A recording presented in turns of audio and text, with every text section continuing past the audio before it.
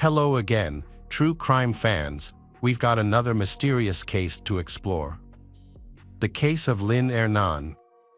In Wisconsin, USA, there is a small town with a population of around 15,000, located near Milwaukee. On October 3, 2018, the tranquility of this town was shattered when Jessy Kurczewski, the caregiver for Lynn Hernan, called 911. Jessy reported finding 62-year-old Lynn. There was no sign of life in her apartment, sitting in a reclined position amid a mess of scattered medications. Jessy informed the dispatcher that Lynn had been experiencing severe stomach pains for several months, which had been worsening over time. This pain may have led Lynn to take a lethal dose of medications. When emergency services arrived, the doctors confirmed Lynn Hernan's death, which was presumed to be due to poisoning. It was essential to perform all necessary tests, including toxicology, to determine the cause of Lynn's death. They took her to the forensic experts' table, where blood was drawn, tissue samples were examined. And an unusual finding was a very high level of tetrazolline A. While this substance is found in certain drugs, none of the tablets located around the body contained it. As it turns out, tetrazolline A is found in some eye drops sold without a prescription, which are used to relieve eye redness and inflammation. This is particularly useful for allergic reactions and mild eye fatigue, and a few drops are typically sufficient. While these eye drops are safe when applied to the eyes, they can be harmful and even dangerous if ingested, especially in large amounts. Ingesting a significant quantity can lead to serious consequences, including vomiting, internal bleeding, memory loss, and even death at high doses. This aligns with the nurse's description of the prolonged suffering from stomach pain experienced by Lynn. The medical examiner's court was alarmed by the unusual circumstances surrounding Lynn's death, as there are much less painful and quicker ways to die. At 62, she likely did not want to endure suffering for months before dying. It appeared that her pain was due to a gradual increase in tetrazolline A levels in her blood. Based on this, the expert suggested that she might have been murdered. After reviewing the autopsy report, detectives concurred and initiated a criminal investigation. Lynn Hernan had no children and had outlived all her relatives. The first person police contacted to gather details about her death, even before the toxicology report was complete, was her nurse, 39-year-old Jessy Kurczewski. Jessy had been caring for Lynn, who lived alone, for several years, and their relationship was described as friendly. Lynn saw Jessy not just as a nurse, but as a true confidant. About 5 years prior to the incident, Lynn struggled with both physical and mental health issues, including depression and chronic obstructive pulmonary disease. So she needed to be supervised, however, but no one in her family could help her. She dealt with several illnesses, but the most agonizing was her stomach pain. In the final months of her life, she could only consume soup due to intestinal problems. Jessy carefully overseen her diet and medication. Following the incident, Jessy was promptly called to the police station for questioning. Forensic experts were analyzing the body and gathering materials for a toxicology test. Initially, it seemed that police was simply obtaining information from Jessy. However, it quickly became clear that the situation was more complicated than it appeared. During the inquiry, both Jessy and her mother, Jennifer Flower, were present.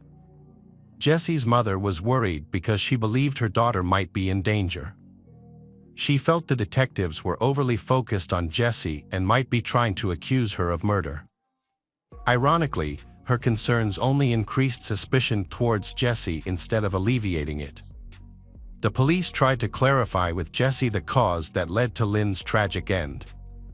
They questioned Jessy about why Lynn chose to end her life in such a dramatic manner. At this time, no one doubted Jessy's account. She genuinely believed Lynn had died by taking a lethal dose of drugs voluntarily. However, Jessy's behavior has made the police suspicious. Detectives were trying to determine if there were any underlying factors related to Lynn's death, such as a depressive state.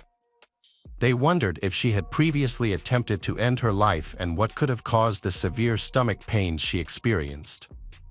However, Jessy was unable to provide any answers. It appeared that she was not only grieving the loss of her employer but also withholding important information. Ultimately, Jessy was released due to a lack of evidence. The investigators were awaiting the official conclusions from a forensic expert following a toxicological examination. After the police became suspicious of Nurse Jennifer, they began to keep an eye on her mother, Jennifer. They interviewed Jennifer and learned that she had been a close friend of Lynn. She had helped her daughter, Jessy, secure a job with Lynn's home. Together, they provided care for Lynn, assisted Lynn in dealing with age-related issues, care, and providing everything else needed. However, Jennifer also raised suspicions among the police. At this time, the toxicology results appear to be particularly worrying. Given Lynn's age and health issues, it was unlikely that she had been ingesting eye drops orally for an extended period. Investigators needed to figure out how such a large quantity of the drug ended up in her system. Experts indicated that a lethal dose of the substance would require at least 4 bottles, while the results suggested Lynn had consumed at least 6 bottles, which should have led to severe stomach cramps and pain before her death. Shortly after Lynn's death, an unusual situation arose. Jessy and Jennifer purchased a new, large, and expensive television, even though their income was modest. Additionally, the police found the car that Lynn had given to her nurse, Jessy, to be suspicious. Investigators noted the peculiar behavior of Jessy and Jennifer, which increasingly suggested that Lynn's death was not voluntary. Typically, criminals attempt to cover up their actions and hide evidence to evade justice, but this situation appeared to be different. Besides, Jessy and Jennifer showed no signs of grief. Instead, they seemed to revel in the inheritance, which deepened the suspicions against them.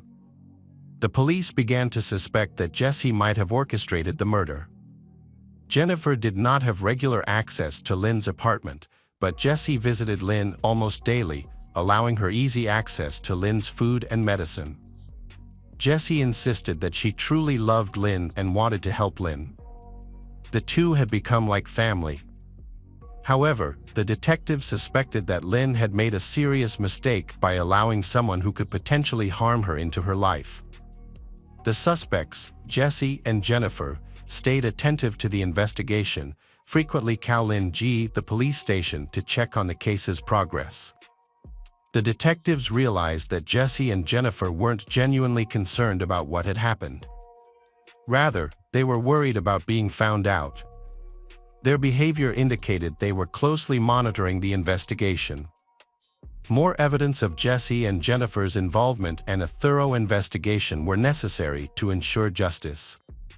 Jessy and her mother noticed that the police had taken a greater interest in their activities.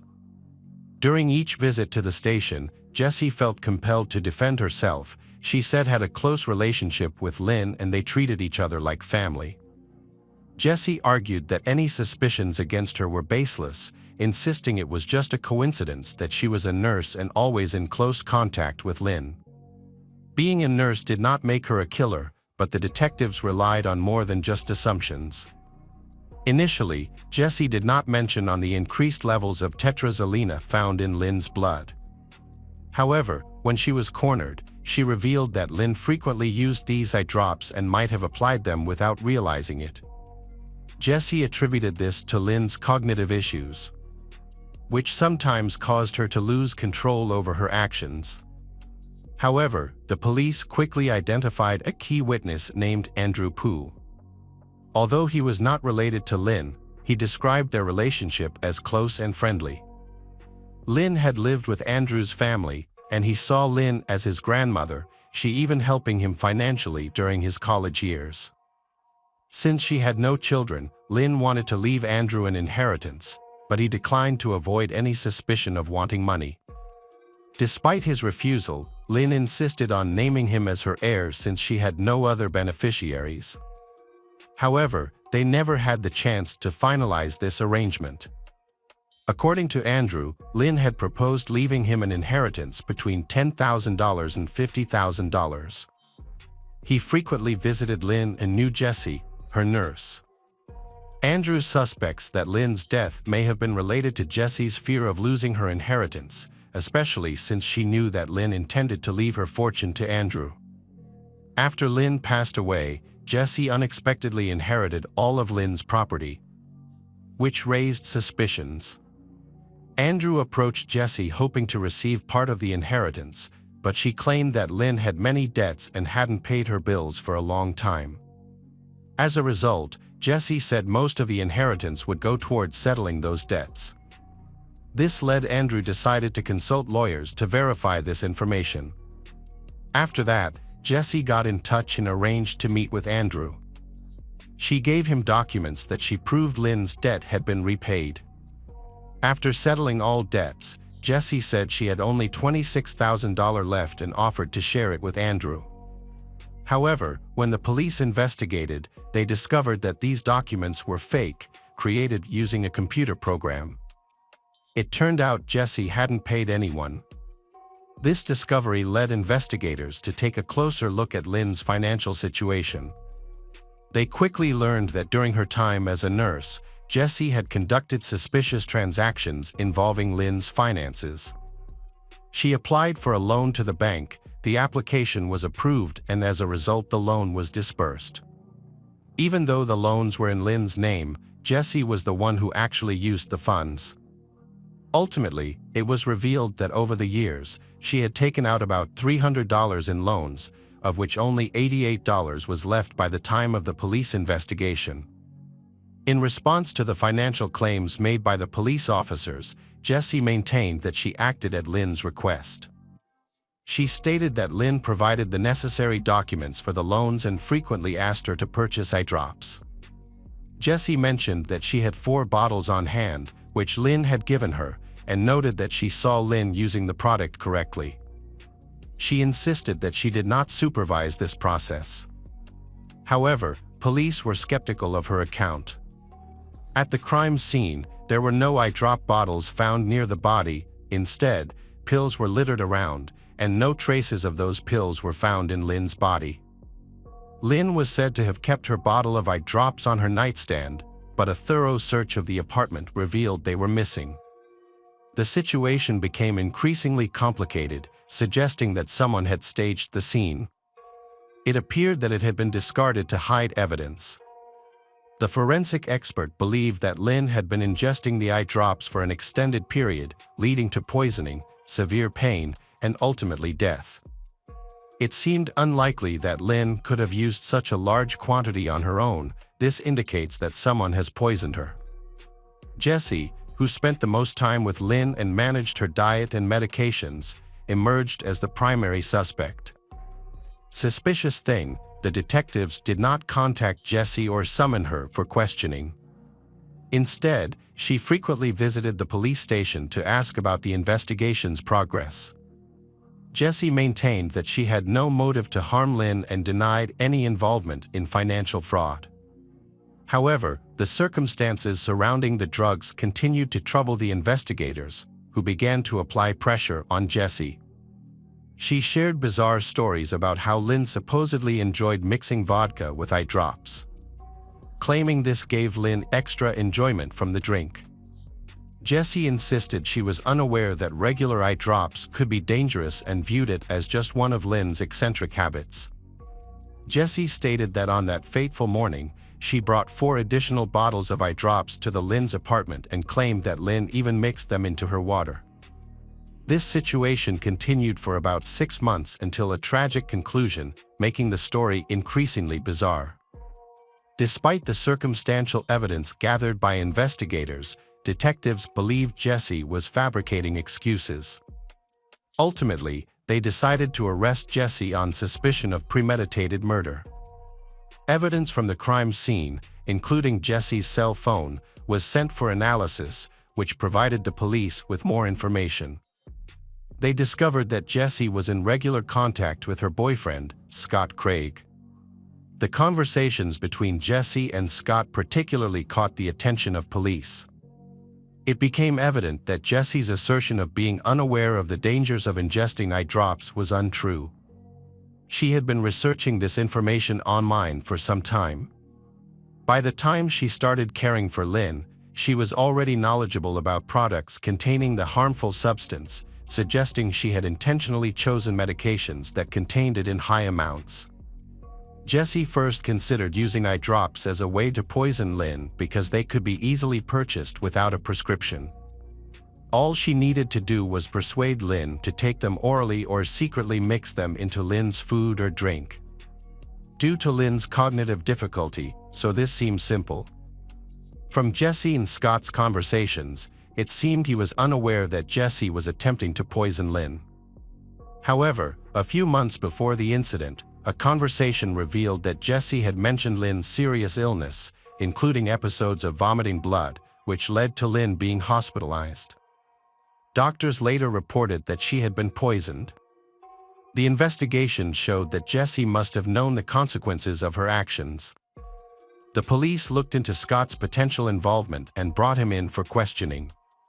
He denied any knowledge of the poisoning plan but claimed that Jessy had informed him about Lynn's previous poisonings. Scott viewed Jessy as a pathological liar, and their relationship was close to ending.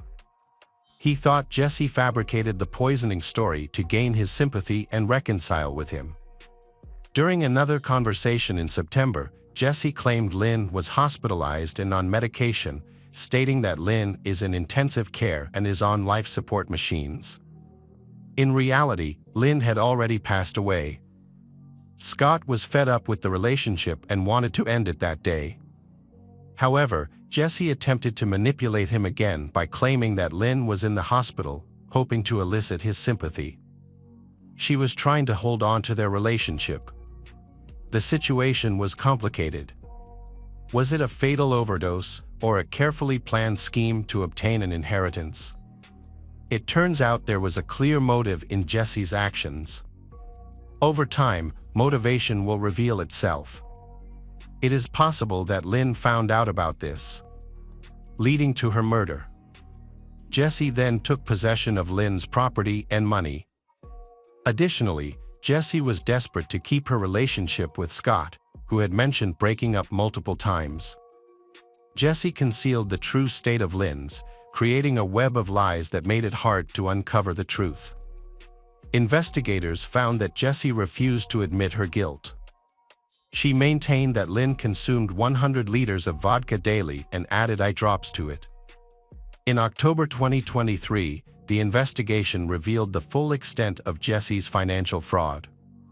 It was found that since 2016, Lynn's credit limit had increased from almost zero to $72,000. This was just the beginning. After her death, nearly $16,000 was stolen from her apartment, which was allegedly used to pay off some debts. Jessy claimed she only repaid loans that were in Lynn's name, but the source of these funds was traced. The total debts amounted to hundreds of thousands of dollars taken out from banks under Lynn's name. Additionally, items worth $155 were stolen from Lynn's home. Initially, these items were reported missing, but it was later discovered that Jessy started receiving money in her accounts shortly thereafter, likely from the sale of Lynn's possessions. Lynn was a wealthy single woman who rarely used credit cards or loans. Additionally, the sudden rapid increase in debt that shortly after she hiring a new nurse, Jessy, seemed suspicious. Reports indicated that Jessy visited the casino every month, gambling large amounts with her boyfriend Scott, who didn't question where the money was coming from. They often went to gambling establishments at least twice a month. The investigation revealed that Jessy had a prior criminal record. Despite being young, she had a significant history of offenses, including document forgery, fraud, and gambling. Since 2010, Jessy struggled with a severe gambling addiction. In February of that year, she defrauded 2 individuals out of $4,000 by taking out loans in their names. Although she didn't use fake documents, it was shown that she obtained these funds through deceitful methods. By April 2010, she had lost over $45,000. During this time, she borrowed an additional $2,500 and applied for a loan exceeding $6,000, falsely claiming that her mother, Jennifer, had approved it by using her mother's documents. This was, of course, a lie. Jessy managed to secure over $6,500 in credit using her mother's car as collateral, but she never repaid this amount.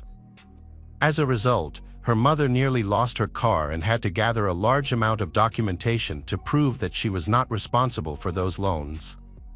Jessy was imprisoned for 2 years but was released early due to good behavior. Her mother stated that she struggled with a severe gambling addiction. The prosecutor's office claimed that 25-year-old Jessy committed premeditated murder to gain financial benefits from her victim, Lynn. By doing so, she attempted to eliminate her own debts. It is alleged that she killed Lynn, who had endured pain and progressive for years, without considering the consequences. Jessy described the act as one of mercy, said that she could no longer bear to see Lynn suffer. The lawyers argued that Jessy did not kill Lynn. They explained that Lynn had cognitive impairments and did not understand the risks of type of eye drops she was taking. They stated that Lynn believed that drinking vodka mixed with eye drops would help her sleep better, leading her to use the drops without realizing the danger. According to the prosecution, on the day of the murder, Jessy provided Lynn with water that contained the contents of 6 eye drop bottles. However, the lethal dose was only 1 bottle. In court, both Jessy and Jennifer testified that Lynn consumed the water with the 6 bottles of drops. Initially, Jessy, who was a nurse, advised Lynn against using the drops, but after a lengthy argument, Jessy eventually relented, unaware of the severe outcomes that could result. Afterward, Jessy left for a few hours on business, not knowing how much of the substance Lynn had actually consumed or how it would affect her. Especially since Lynn had previously been hospitalized for poisoning from the drops. Lynn was aware of the dangers associated with eye drops, which made the idea of her accidental poisoning implausible. Jessy also knew about the harmful effects of these substances, and a key point against her was that no bottles of the eye drops were found near Lynn's body. It was evident that someone assisted Lynn in taking the medicine. The trial was intense and emotional, with the judge actively engaging in discussions. On November 14, 2023, the jury convicted Jessy of first-degree murder, theft, and concealment of evidence. Upon hearing the verdict, Jessy broke down in tears. She was sentenced to life in prison but could be eligible for parole after 40 years. Hello friends, welcome to our channel. Today we're going to take a look at another horrible case with you, the case of Nicholas Wilcox. Nicholas Wilcox, a 39-year-old man from Putnam, Connecticut, lives in a duplex apartment, a popular property type in Florida that is designed for 2 families, with separate rooms, yards, and entrances. Isabella, a 38-year-old woman from Brazil, was the first person invited to rent one of the vacant apartments by Nicholas Wilcox. She used to work as a flight attendant for a national airline in Brazil. After getting divorced in 2010, she moved to America with her children and later married an American, which helped her obtain a green card. Isabella's marriage ended in 2016, and she started dating Eric Robinson, a 46-year-old man from Massachusetts who had never been married and had no children. Despite their romantic feelings for each other, their relationship was occasionally turbulent due to their passionate nature and Eric's bachelor lifestyle. According to Isabella, Eric's behavior was inconsistent and unpredictable, switching between cheerfulness and aggression without warning. This led to repeated breakups and makeups. By June 2017, they had separated once again, shortly before Eric and Isabella moved in with Nicholas. Initially, the living arrangement worked well, with Nicholas and Isabella and Eric respecting each other's space while also spending quality time together. However, over time, problems arose. It was discovered that Eric was using and storing illicit substances, which explained his erratic mood swings. This behavior led to Eric's arrest on August 23, 2017. Nicholas was fortunate to have a steady stream of work, unlike Isabella, who struggled to find a suitable job. To make ends meet, she started helping her neighbor in the construction business. It's worth noting that Nicholas's family had a long history of working in similar trades. His grandfather was a fisherman and boat builder, while his father dedicated his life to construction. After graduating in 1996, Nicholas joined the family business, becoming a roofer. He worked alongside his older brother, Donald, as contractors, building their own client base. At 23, Nicholas started a family with his high school classmate, Kathy. They had a daughter a year later, and twins 3 years after that. Throughout this time, Nicholas worked hard to provide for his family. Despite his busy schedule, friends and acquaintances remembered him as a devoted husband and father. However, his dedication to his professional pursuits may have contributed to the eventual breakdown of his family. They divorced shortly after the birth of their younger children. Despite this, Nicholas continued to support and communicate with his family. In 2017, Nicholas made a fresh start by moving to Florida to pursue better job opportunities. The new location proved to be a smart choice, as he saw a significant increase in clients. Unlike his previous seasonal work, Nicholas was now able to earn a steady income almost year-round. As a professional, Nicholas's skills were in high demand in Florida, where powerful hurricanes frequently damaged homes along the coast during storm season. His expertise was needed to reinforce and repair homes, which helped him build a successful business. Despite leaving his family back in Connecticut, Nicholas remained committed to caring for his children from a distance, sending them financial support and visiting whenever possible, as per his agreement with his ex-wife. After living in a multi-apartment complex in Fort Lauderdale, Nicholas moved to the suburbs to lower his housing costs. This is when he met Isabella. As the hurricane season began, Nicholas's workload increased significantly due to daily orders. At the same time, Hurricane Irma was approaching the area where Nicholas lived and worked. An emergency was declared, and about 7 million people were evacuated from coastal areas. To prepare for the storm, Nicholas spent his time reinforcing homes, boarding up windows and doors, and later clearing the debris left behind. Nicholas's main job was to help people, and he got paid for it. But he wasn't in it just for the money. His older brother said that Nicholas always lent a hand to those in need. In September 2017, Florida was bracing for a devastating hurricane. Nicholas spent the day boarding up windows with plywood to prepare. As a result, there was a shortage of plywood in stores, leading to long lines of people waiting to buy some. At that time, Nicholas met a woman named Pamela, who was struggling to find materials to protect her home. Nicholas promised to help her, and that evening, he delivered the 7 sheets of plywood she needed. He then spent the whole day boarding up her doors and windows, refusing payment for his efforts. Nicholas was deeply sympathetic to Pamela's plight as a single mother in need of assistance. In response, he offered her help, and she was extremely grateful. This sparked a romantic connection between them. The devastating hurricane that followed brought Nicholas a substantial amount of work, which allowed him to employ his neighbor, Isabella, as his assistant. Isabella's responsibilities included cleaning up job sites and handing Nicholas tools as needed. As they spent more time together, their friendly interactions blossomed into romance. On September 3rd, they made a commitment to each other, sealing their promise with a handwritten vow in blood, symbolizing their desire for a long, happy life together, filled with many children. The lovers, Nicholas and Isabella, faced minor issues and disagreements soon after their union. These disputes escalated, culminating in a serious conflict on September 22nd, which led Isabella to leave home and spend the night in a hotel. However, they reconciled the next morning. According to Isabella, Nicholas was neglecting her and showing a lack of respect. Nicholas, on the other hand, believed she was exaggerating. Their disagreements ultimately led to severe consequences. On October 5, 2017, a mysterious call was made to the local police. The caller claimed to be Isabella's former husband and asked the police to contact Isabella, stating she had information about a recent crime. However, he didn't provide further details.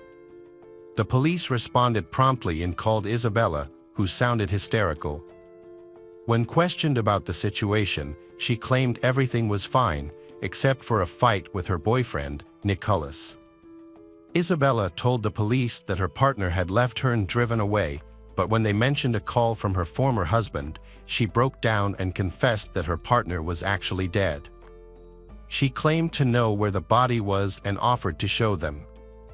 When the police arrived at the address Isabella provided, they found a house that was being prepared for a hurricane, with all windows and doors boarded up. Inside, they noticed a strong smell of cleaning products and paint, indicating that one of the bedrooms had been thoroughly cleaned. However, upon closer inspection, the detective suspected that someone was trying to cover something up. The walls and floor had been hastily and sloppily painted, and they found containers of hydrogen peroxide, which is often used to clean bloodstains. They discovered small bloodstains on the bedding and bedside table, and it was clear that the old mattress had been replaced. The police found blood stains throughout the room, suggesting a violent crime had taken place.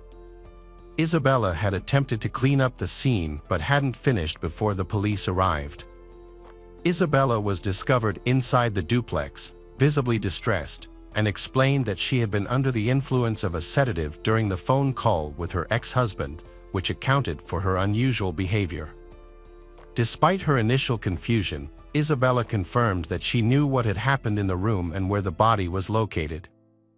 Due to her unstable state, the police decided to take her to the station for further questioning. Meanwhile, the police had spoken with her ex-husband again, who provided a partial account of the events. According to Isabella's ex-husband, she had called him and told him about the crime.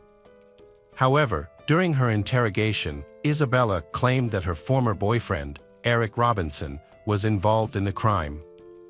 She stated that on October 5, around 2 a.m., Eric had arrived at the duplex, found her and Nicholas asleep, and became enraged by a vow hanging above the bed's headboard in the bedroom. Eric woke Isabella by holding a knife to her throat, threatening to harm her if she screamed. As he did, she saw Nicholas, who was lying next to her, struggling to breathe. But Eric didn't allow her to look any further and forced her out of the bedroom. Then, he brutally beat Nicholas, who was defenseless, using a brass knuckle and a bat. After the beating, Eric wrapped Nicholas' body in a tarp and tied it up with straps. He threatened Isabella, forcing her to help him get rid of the body. Later, the detectives were confused as to why Isabella, instead of calling the police, had called her ex-husband. In an explanation, Isabella said she was terrified and sought comfort and guidance. According to her, Eric also made her clean up the crime scene and erase all evidence. Before leaving, he returned her phone, which he had taken earlier. Her confession raised doubts and required further investigation. Additionally, the detectives noticed visible bruises and scratches on Isabella's body, which she claimed were a result of Eric beating her after Nicholas' death. The investigation started with a search for the victim and the suspect, who revealed the location of Nicholas. While medical examiners worked on the body, forensic specialists arrived at the scene. Meanwhile, law enforcement searched for Eric, who had been released from prison on October 3 and was living at a different address. During this time, Eric had met a woman, Merida, and was staying with her. Merida told the police that on the night of October 5, her boyfriend received a phone call and left immediately. He returned around 5 a.m., packed his things, and left again without explanation. When asked if she noticed any bloodstains on her boyfriend's clothes, Merida said she hadn't seen anything suspicious. Eric was found around 8 p.m., 4 miles away from the house. He refused to cooperate with the investigation and was taken into custody for further inquiry. During the interrogation, Eric provided a different account of the events than Isabella's. According to Eric, Isabella had contacted him on the night of October 5th, despite having a restraining order against him. Isabella attacked Nicholas while under the influence of banned substances and ultimately ended his life. After regaining her composure, she realized she needed help and asked Eric to assist her. In exchange, she promised to rekindle their relationship and start anew. Eric, still having strong feelings for her, agreed to her terms. The investigation revealed that Isabella was not as innocent as she seemed. She had a history of police encounters, and on September 22nd, a heated argument with Nicholas got out of hand. Under the influence of Xanax and other substances, Isabella became violent, destroying some of Nicholas' belongings and damaging his work vehicle. Fearing for his life, Nicholas contacted the police. Although they reconciled the next morning and Nicholas dropped the complaint, investigators discovered Isabella's history of erratic behavior, including a conversation with her ex-husband that shed more light on her past. He described Isabella as having a volatile personality and a hot temper. During their argument, he had threatened to report her to immigration services if she continued to behave in such a manner. For Isabella, the opportunity to live in the U.S. was crucial, so the threat of deportation was devastating. It's possible that during another argument, Isabella's explosive personality led her to react violently, motivated by her desire to stay in America. To gather more information, detectives started interviewing people close to them. A neighbor who lived in the adjacent duplex proved to be a crucial witness. She reported seeing Eric arrive at the scene in his car on the night of the crime. He then retrieved some tools and trash bags before leaving the area. The investigation continued, with substantial evidence collected. On October 11th, Isabella was called in for another interrogation, which she attended voluntarily since she had not been arrested at that point. Detectives reviewed video surveillance footage and determined that on the night of the incident, Isabella personally moved Nicholas's body and disposed of it in a trash container. During this time, she remained calm and composed, making decisions independently. She also met with Eric Robinson that night. Isabella appeared relaxed and friendly. She even purchased items needed for emergency repairs herself. However, as the investigation progressed, she began to change her story, adding new details about the events. Isabella claimed that Eric had threatened to kill her and deport her and her children, forcing her to act as she did. Although her statement seemed believable, investigators were cautious in their conclusions. Both Eric and Isabella had questionable pasts, which raised suspicions. Eric, in particular, had a history of run-ins with the law, dating back to 2001, primarily for possession and distribution of narcotics. In August 2016, Isabella had legitimate reasons to fear Eric in question, as he had committed an aggravated assault against a woman. In June 2017, he was arrested for strangulation and later that year for possessing prohibited substances. Eric's neighbors were terrified of him due to his aggressive and unpredictable behavior, and they actively avoided him. On October 14th, experts discovered traces of Isabella DNA on the Nicholas body, contradicting her claim of not having touched Nicholas. This evidence suggested that she was involved in the violent crime against her lover, at the very least in disposing of the body and eliminating evidence. Despite the evidence, neither Isabella or Eric admitted to any wrongdoing. While Eric was held in custody, Isabella was briefly detained before being released to await trial. Although everyone expected the court proceedings to begin soon, various complications and delays pushed the trial back by 5 years. The trial of Eric Robinson was significantly delayed due to the bureaucratic issues. During this time, the prosecution developed its strategy and tactics, while the defense thoroughly reviewed the investigation findings. Additionally, new evidence was discovered, including the recovery of Eric's deleted social media account, which he had used to discuss the crime with his former friend. As the trial approached, Isabella made a plea deal with the prosecution. She agreed to testify against Eric Robinson. On April 10, 2023, the trial finally took place. The prosecution argued that Eric was solely responsible for the crime against Nicholas, while Isabella's role was presented as a witness who tampered with evidence and helped eliminate traces, a crime in itself. The trial was marked by several cancellations due to legal complexities, but resumed after a week. Throughout the trial, Eric was charged with premeditated murder.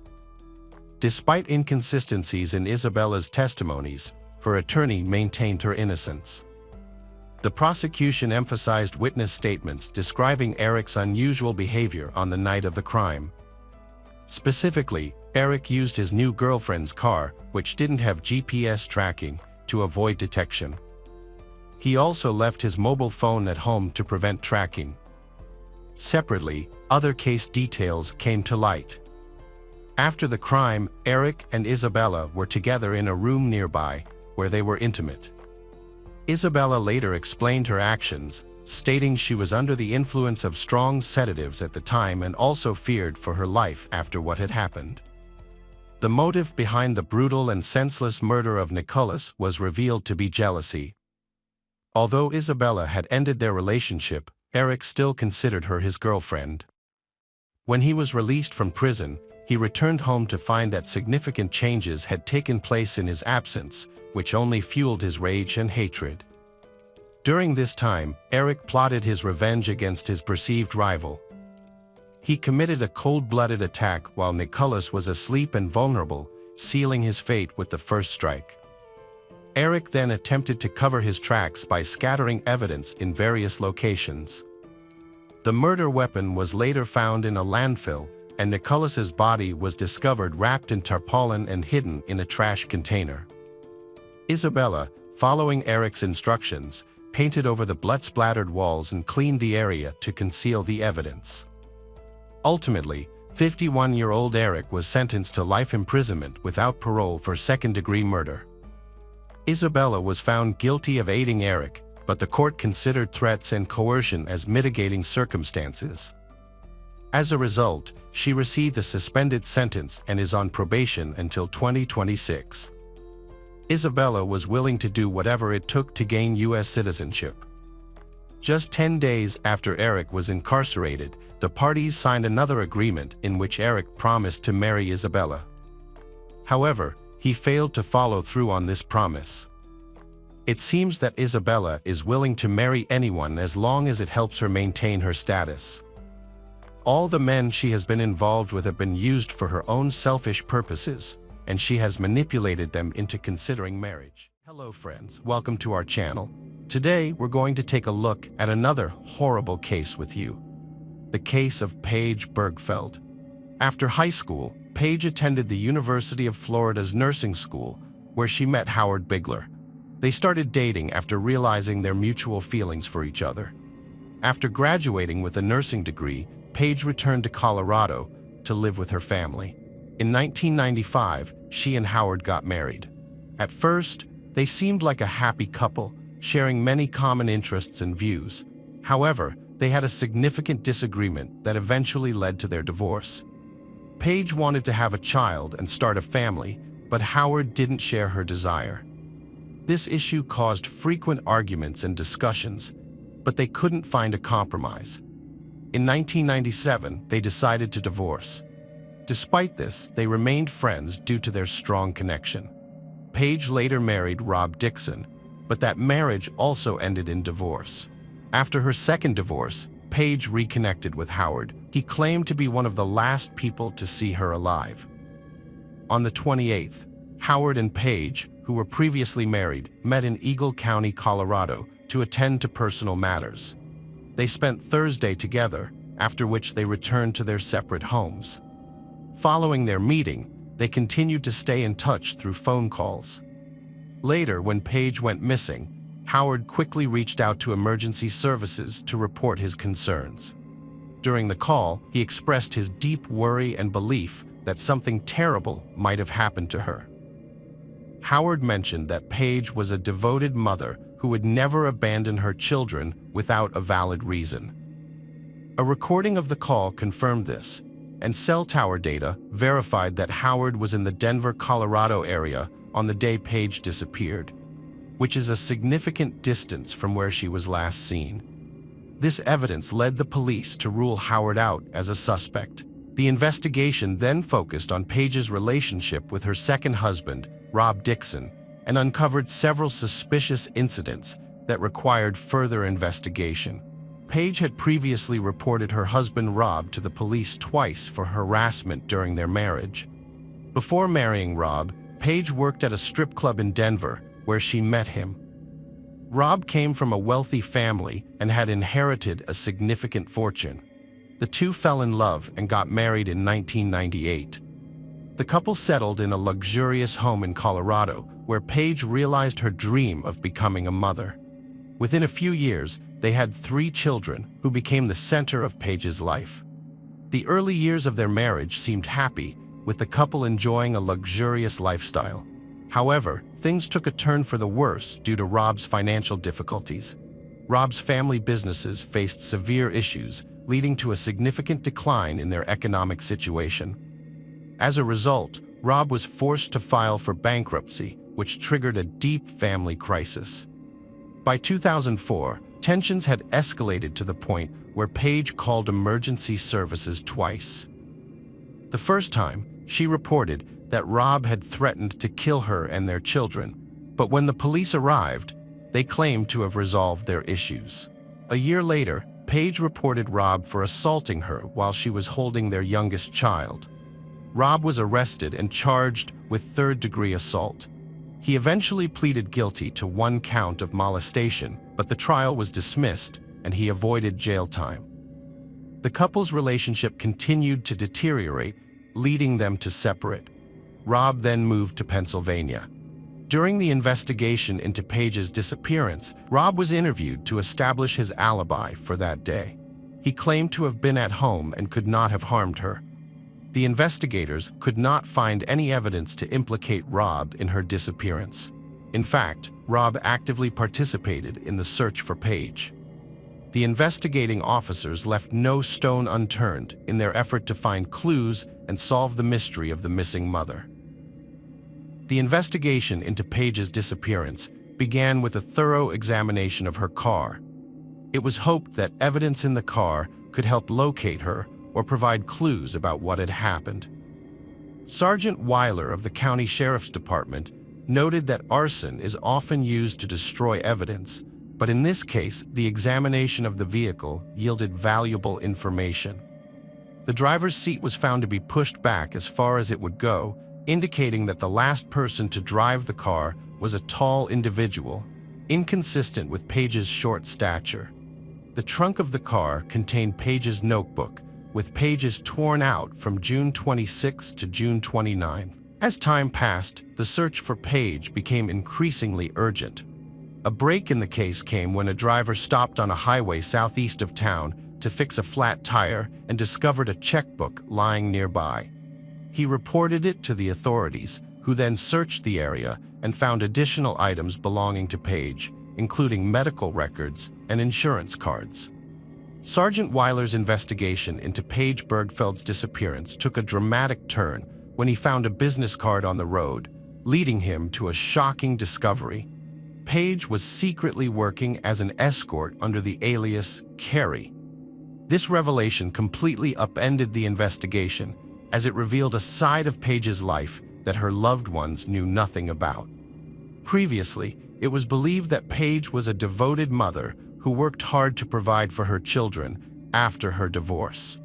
She had started her own children's clothing business, taught dance lessons, and sold kitchen supplies. Despite her busy schedule, she always made time for her children and was actively involved in their school activities. However, the discovery of the secret phone Paige used for her escort work revealed a completely different picture. This phone became a crucial piece of evidence, leading police to unravel a complex mystery that was far more sinister than anyone had initially suspected. The investigation into Paige's disappearance led to more questions than answers. What prompted a responsible mother and successful businesswoman to lead a secret life? And how was this double life connected to her vanishing? These questions took center stage in the investigation, adding a new layer of mystery. To get to the bottom of things, detectives analyzed Paige's cell phone, found in her car, and examined her contacts and calls from the hours leading up to her disappearance. The last call made from her phone was on June 28 around 9 p.m. This analysis led investigators to identify 7 suspects, one of whom was Lester Ralph Jones. Jones's criminal record raised red flags, particularly his history of violence against women and a previous kidnapping conviction that earned him a 5-year prison sentence. However, it wasn't the only concerning aspect. Jones's white car matched the description of the vehicle seen by Carol, Paige's friend. Carol shared a crucial detail with detectives. Paige had once approached her car, only to find a white car blocking her driveway. Enraged, Paige got behind the wheel to turn around, but the cars collided. The unknown driver quickly fled the scene.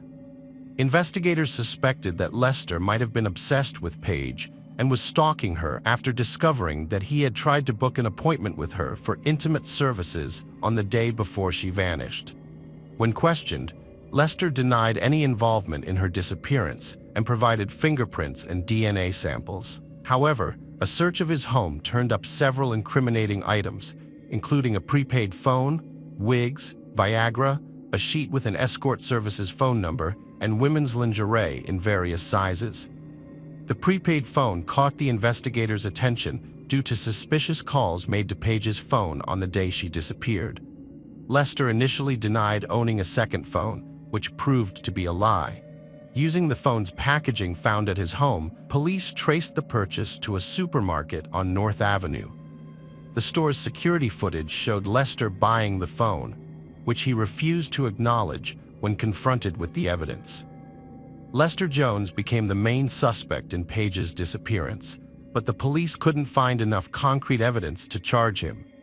They continued to investigate and search for Paige's body, hoping to find proof of his guilt. However, the case stalled for several years, leaving Paige's family and loved ones in a state of unbearable grief.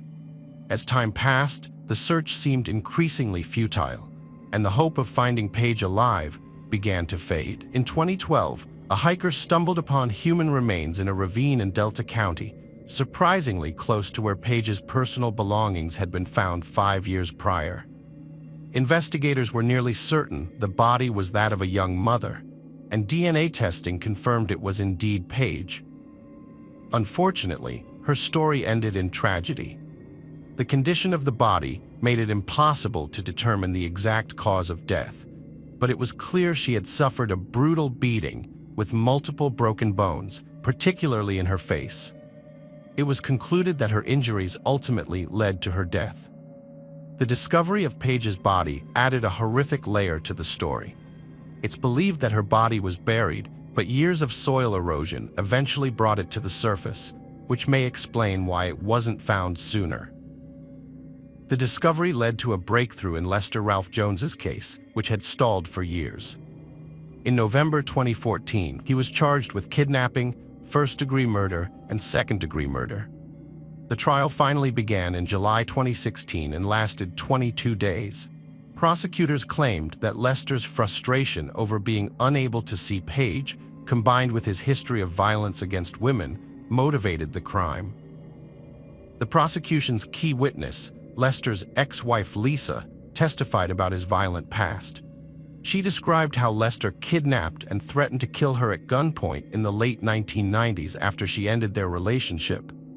On one occasion, he attacked her and her partner, shooting the latter in the head. A month later, Lester made another threat, warning her that she would be thrown into a lake. Lisa managed to escape and contacted the police, leading to Lester's arrest on charges of kidnapping and assault. In contrast, Lester's defense attorneys argued that the police had wrongly accused an innocent man and suggested that other clients of Page's may have had motives for the crime. However, they failed to provide convincing evidence linking anyone else to the murder. Lester's current wife testified, stating that although her husband used an escort service, her faith prevented her from leaving him. Nevertheless, she could not provide an alibi for him and identified him in a supermarket surveillance video where he bought a disposable phone. Lester's first trial ended in a mistrial on September 9, 2016, when the jury was unable to reach a unanimous verdict. However, the district attorney was convinced of Lester's guilt and continued to investigate and re-examine the evidence. After several weeks, on November 21, 2016, the jury finally reached a verdict, finding Lester guilty of all charges related to Page's death. The judge sentenced him to life in prison without parole. Lester's defense team appealed the sentence, but an appeals court panel upheld the conviction and sentence in June 2022. Page's funeral was held on April 28, 2012. Her obituary remembered her as a beautiful and radiant woman with a smile that lit up the room. Her tragic death has had a lasting impact on her family and friends, leaving her 3 children without their loving mother and support. The tragic case of Page captured the nation's attention and spanned many years, but through the unwavering dedication of law enforcement relatives, justice was finally served. Lester Ralph Jones was ultimately convicted and sentenced to life imprisonment without parole, ensuring he can no longer harm innocent people. Page's courageous story stands as a powerful reminder of the significance of persisting in the pursuit of justice, no matter how long and arduous the journey may be. Her memory will forever be cherished by those who knew and loved her. Hello friends, welcome to our channel. Today we're going to take a look at another horrible case with you, the case of Sumner family. James and Carol Alford, also known as Reggie and Sunar, grew up together in Charleston, South Carolina. They were the same age, attended the same school, and were in the same grade. As they grew older, their childhood friendship blossomed into romance. By the time they were 15, they had started dating and were inseparable. Their friends thought they made a beautiful couple, and James and Carol kept photos of their happy early years in their archives.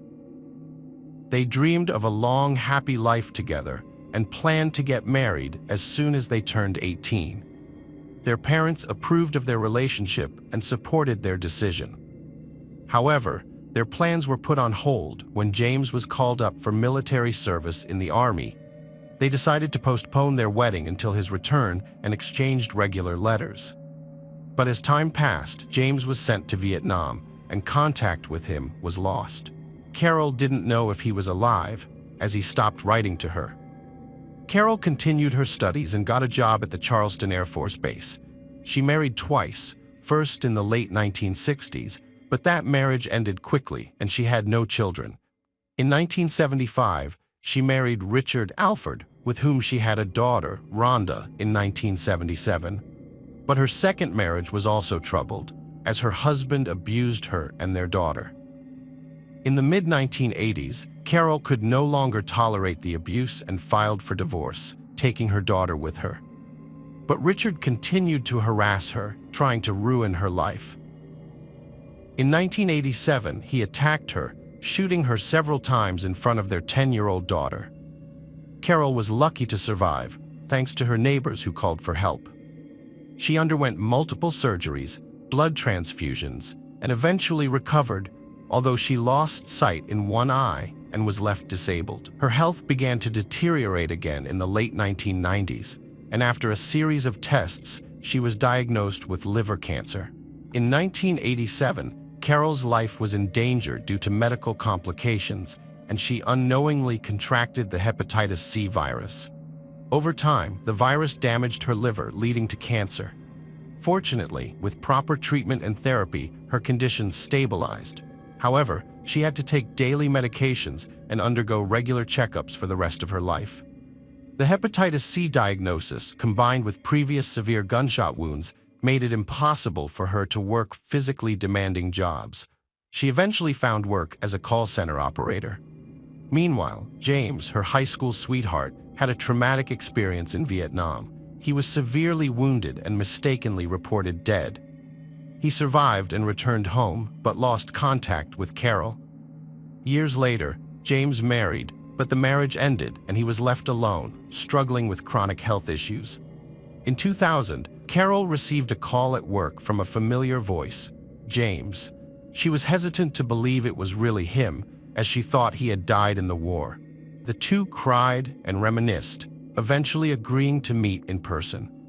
After 38 years apart, they reunited and rekindled their romance. Carol and James started seeing each other daily and soon decided to move in together. They got married 5 months later and lived in the Riverland Terrace neighborhood of Charleston, South Carolina. Despite their health issues, they were happy and took care of each other. They lived near the Cole family, who had their own set of troubles, including Stephen, a Vietnam veteran confined to a wheelchair, and his wife Natalie, who often spent time with friends in bars. Tiffany, the daughter of James's ex, was often left to fend for herself from a young age. She would hang out on the streets with no money, not even for small treats. When James and Carol started living together, Tiffany was still in high school. Carol, being kind-hearted, sympathized with the girl who was unwanted by her own mother. For 5 years, Carol looked out for Tiffany like a daughter, inviting her to family meals, buying her clothes, and giving her money for expenses.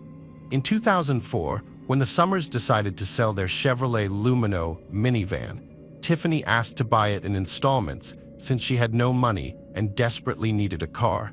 The Summers agreed to sell it to her for a very low price, divided into 12 payments over a year. In early 2005, the Summers were forced to move to Florida due to their deteriorating health. Doctors recommended a warmer climate, so they sold their Charleston home and bought a new one in Jacksonville, along with a Lincoln Town car. They were happy in their new home, making plans for their future. Every day, Carol would call her adult daughter Rhonda, sharing her thoughts and plans. But one day in June 2005, Carol didn't call, and Rhonda couldn't reach her. Rhonda was worried but hoped everything was okay. The next day, there was still no answer. Rhonda called her mother's and James's cell phones every half hour, but they were unavailable and the answering machine remained unanswered. On the third day, Rhonda drove to Florida to check on her mother and stepfather. When she arrived, she noticed the car was missing, the front door was open, and the house was in disarray. There was a table set for dinner, but the food was 3 days old. It looked like the owners had abruptly left in the middle of a meal. Rhonda saw medications, including her mother's cancer pills and James's insulin, on the bedside table. The cell phones were dead. Rhonda realized her mother and stepfather couldn't have left without their medications and phones, so she contacted the police to report the incident. The police put out a wanted list for the Summers car, blocked their bank cards, and began searching for them. The first few days yielded no results, but on June 12th, a man called a bank, claiming to be James Schur, complaining that his card was blocked. This led the police to investigate further.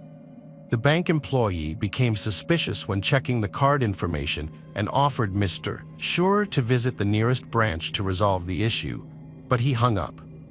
Shortly after, a woman called from the same number, claiming to be Mrs. Carol Schur, and reported a similar problem with her blocked card. When asked to visit the bank in person, she refused, citing health issues, and asked to regain access to her savings, which was denied. The bank immediately handed over the call recordings and information to the police. When played to Rhonda, the couple's daughter, she confirmed that the voices did not belong to her parents, who were in their 60s, while the callers sounded much younger. The police suspected that the imposters were involved in the couple's disappearance, either holding them captive or killing them after obtaining bank account information. A few days later, the couple's abandoned car was found on a deserted road with no signs of struggle or blood inside. However, hair and sweat marks from both spouses were found in the trunk, suggesting they were taken away in their own car. Further investigation revealed that money had been withdrawn from their accounts after their disappearance, and ATM footage showed a young man making the withdrawals. The police traced the calls made from the imposter's number and found that the SIM card was purchased shortly before the couple's disappearance. A call was made to a car rental company where a Mazda RX-8 was rented under the name Tiffany Cole. The same car was used to withdraw money from the couple's accounts. Using the car's built-in tracking device, the police located the Mazda RX-8 at a hotel in Charleston. A team was sent to apprehend the suspects, who were found celebrating in their hotel room, surrounded by packages and receipts from lavish purchases. The three suspects, Tiffany Cole, Michael J. Jackson, and Alan Lindell Wade, were taken into custody and questioned separately. Initially, they feigned ignorance or remained silent, but after several hours of interrogation and presentation of evidence, Tiffany confessed to robbing the elderly couple and using their stolen money to fund their lifestyle. Tiffany and her new boyfriend stayed overnight at the Summers house, where they were treated to dinner and hospitality. During the meal, Carol Summers mentioned that they had almost $100,000 in savings, which sparked an idea in Tiffany's mind. That night, Tiffany and her boyfriend began making plans to get their hands on the money. They enlisted the help of two accomplices, Bruce and Alan, and started putting their plan into action. On June 6th, Tiffany rented a car while Bruce and Alan stole 4 shovels. Together, they drove to a deserted spot in the woods and began digging a grave for the Summers. On July 8th, Tiffany bought rope and duct tape, which she gave to Bruce and Alan. That evening, they approached the Summers house, pretending to need help and asking to use their phone. Carol, feeling sorry for them, let them in.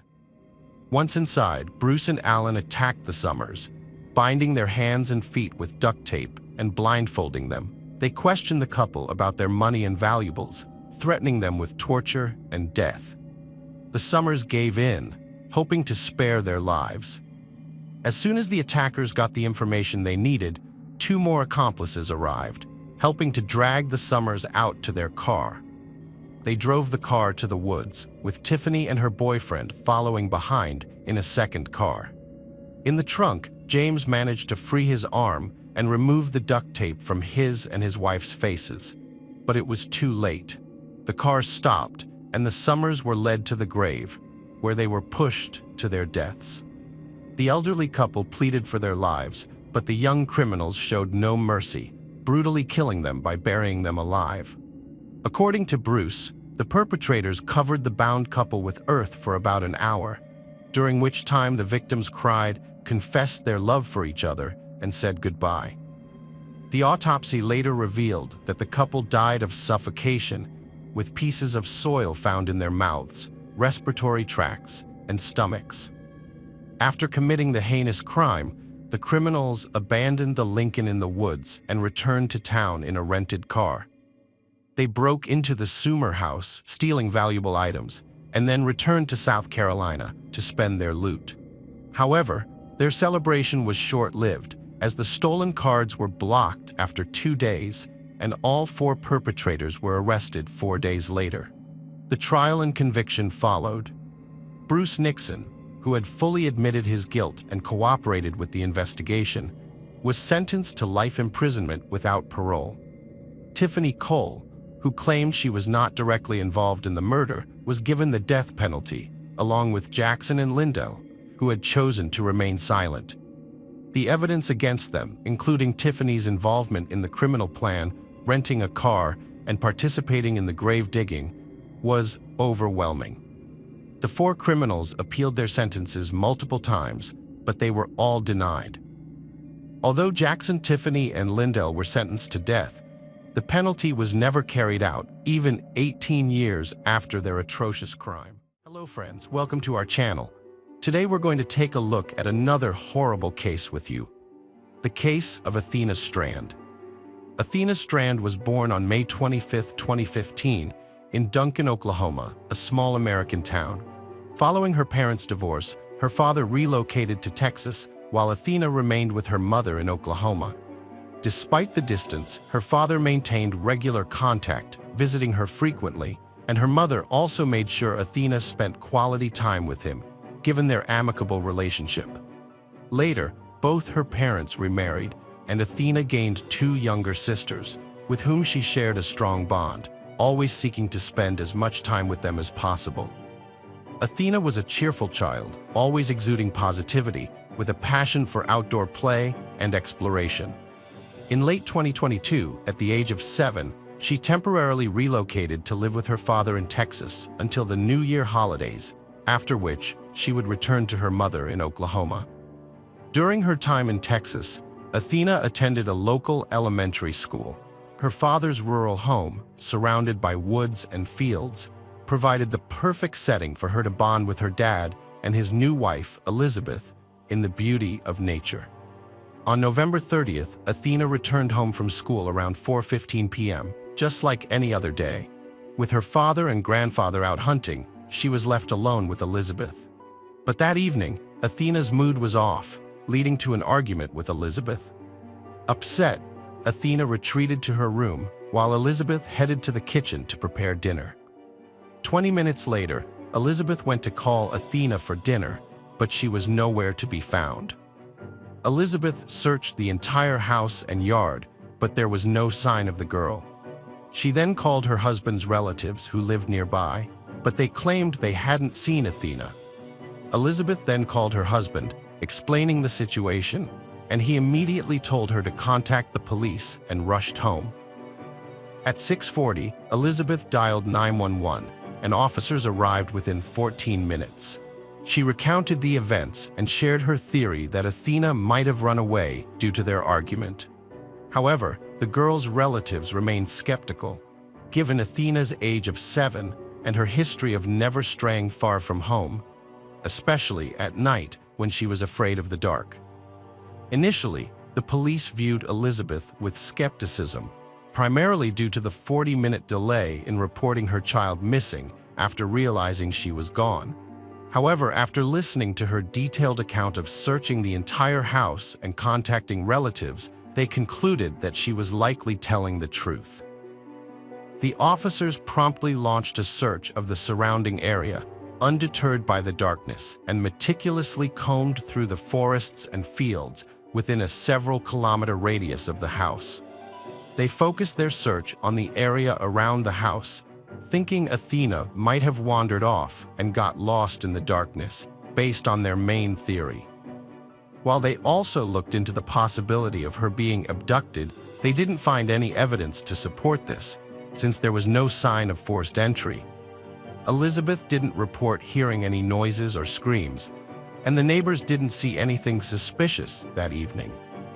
Athena's relatives and concerned townspeople assisted the police in their search efforts. As soon as Athena's mother heard about her daughter's disappearance, she rushed to the scene. The search continued until almost 5 a.m., but they failed to find any signs of Athena. The area around the house, especially during dark hours, was difficult to access, which complicated the search. At 7 a.m., the police resumed their search, this time with more officers. As news of Athena's disappearance spread throughout the county, hundreds of volunteers joined the effort. Some volunteers searched the area on horseback and ATVs, while the police used drones and helicopters equipped with thermal cameras. Despite their efforts, Athena remained missing by the end of the day. The police were increasingly concerned for her life, given the onset of winter and the 50 degrees Fahrenheit temperature in Texas, which would have been challenging for Athena, who was wearing light clothing. On the third day, the police broadened their search to a radius of miles around the house, suspecting a potential criminal element in Athena's disappearance. Despite initial doubts that she had wandered off, they grew more convinced that she hadn't left the house voluntarily. Over the next few days, they scoured the surrounding area in all directions, covering several miles, but found no trace of the girl, as it seemed unlikely she could have walked that far without encountering anyone. Investigators sought to identify those near Athena's house that evening, a challenge due to the secluded location. However, they soon got a break.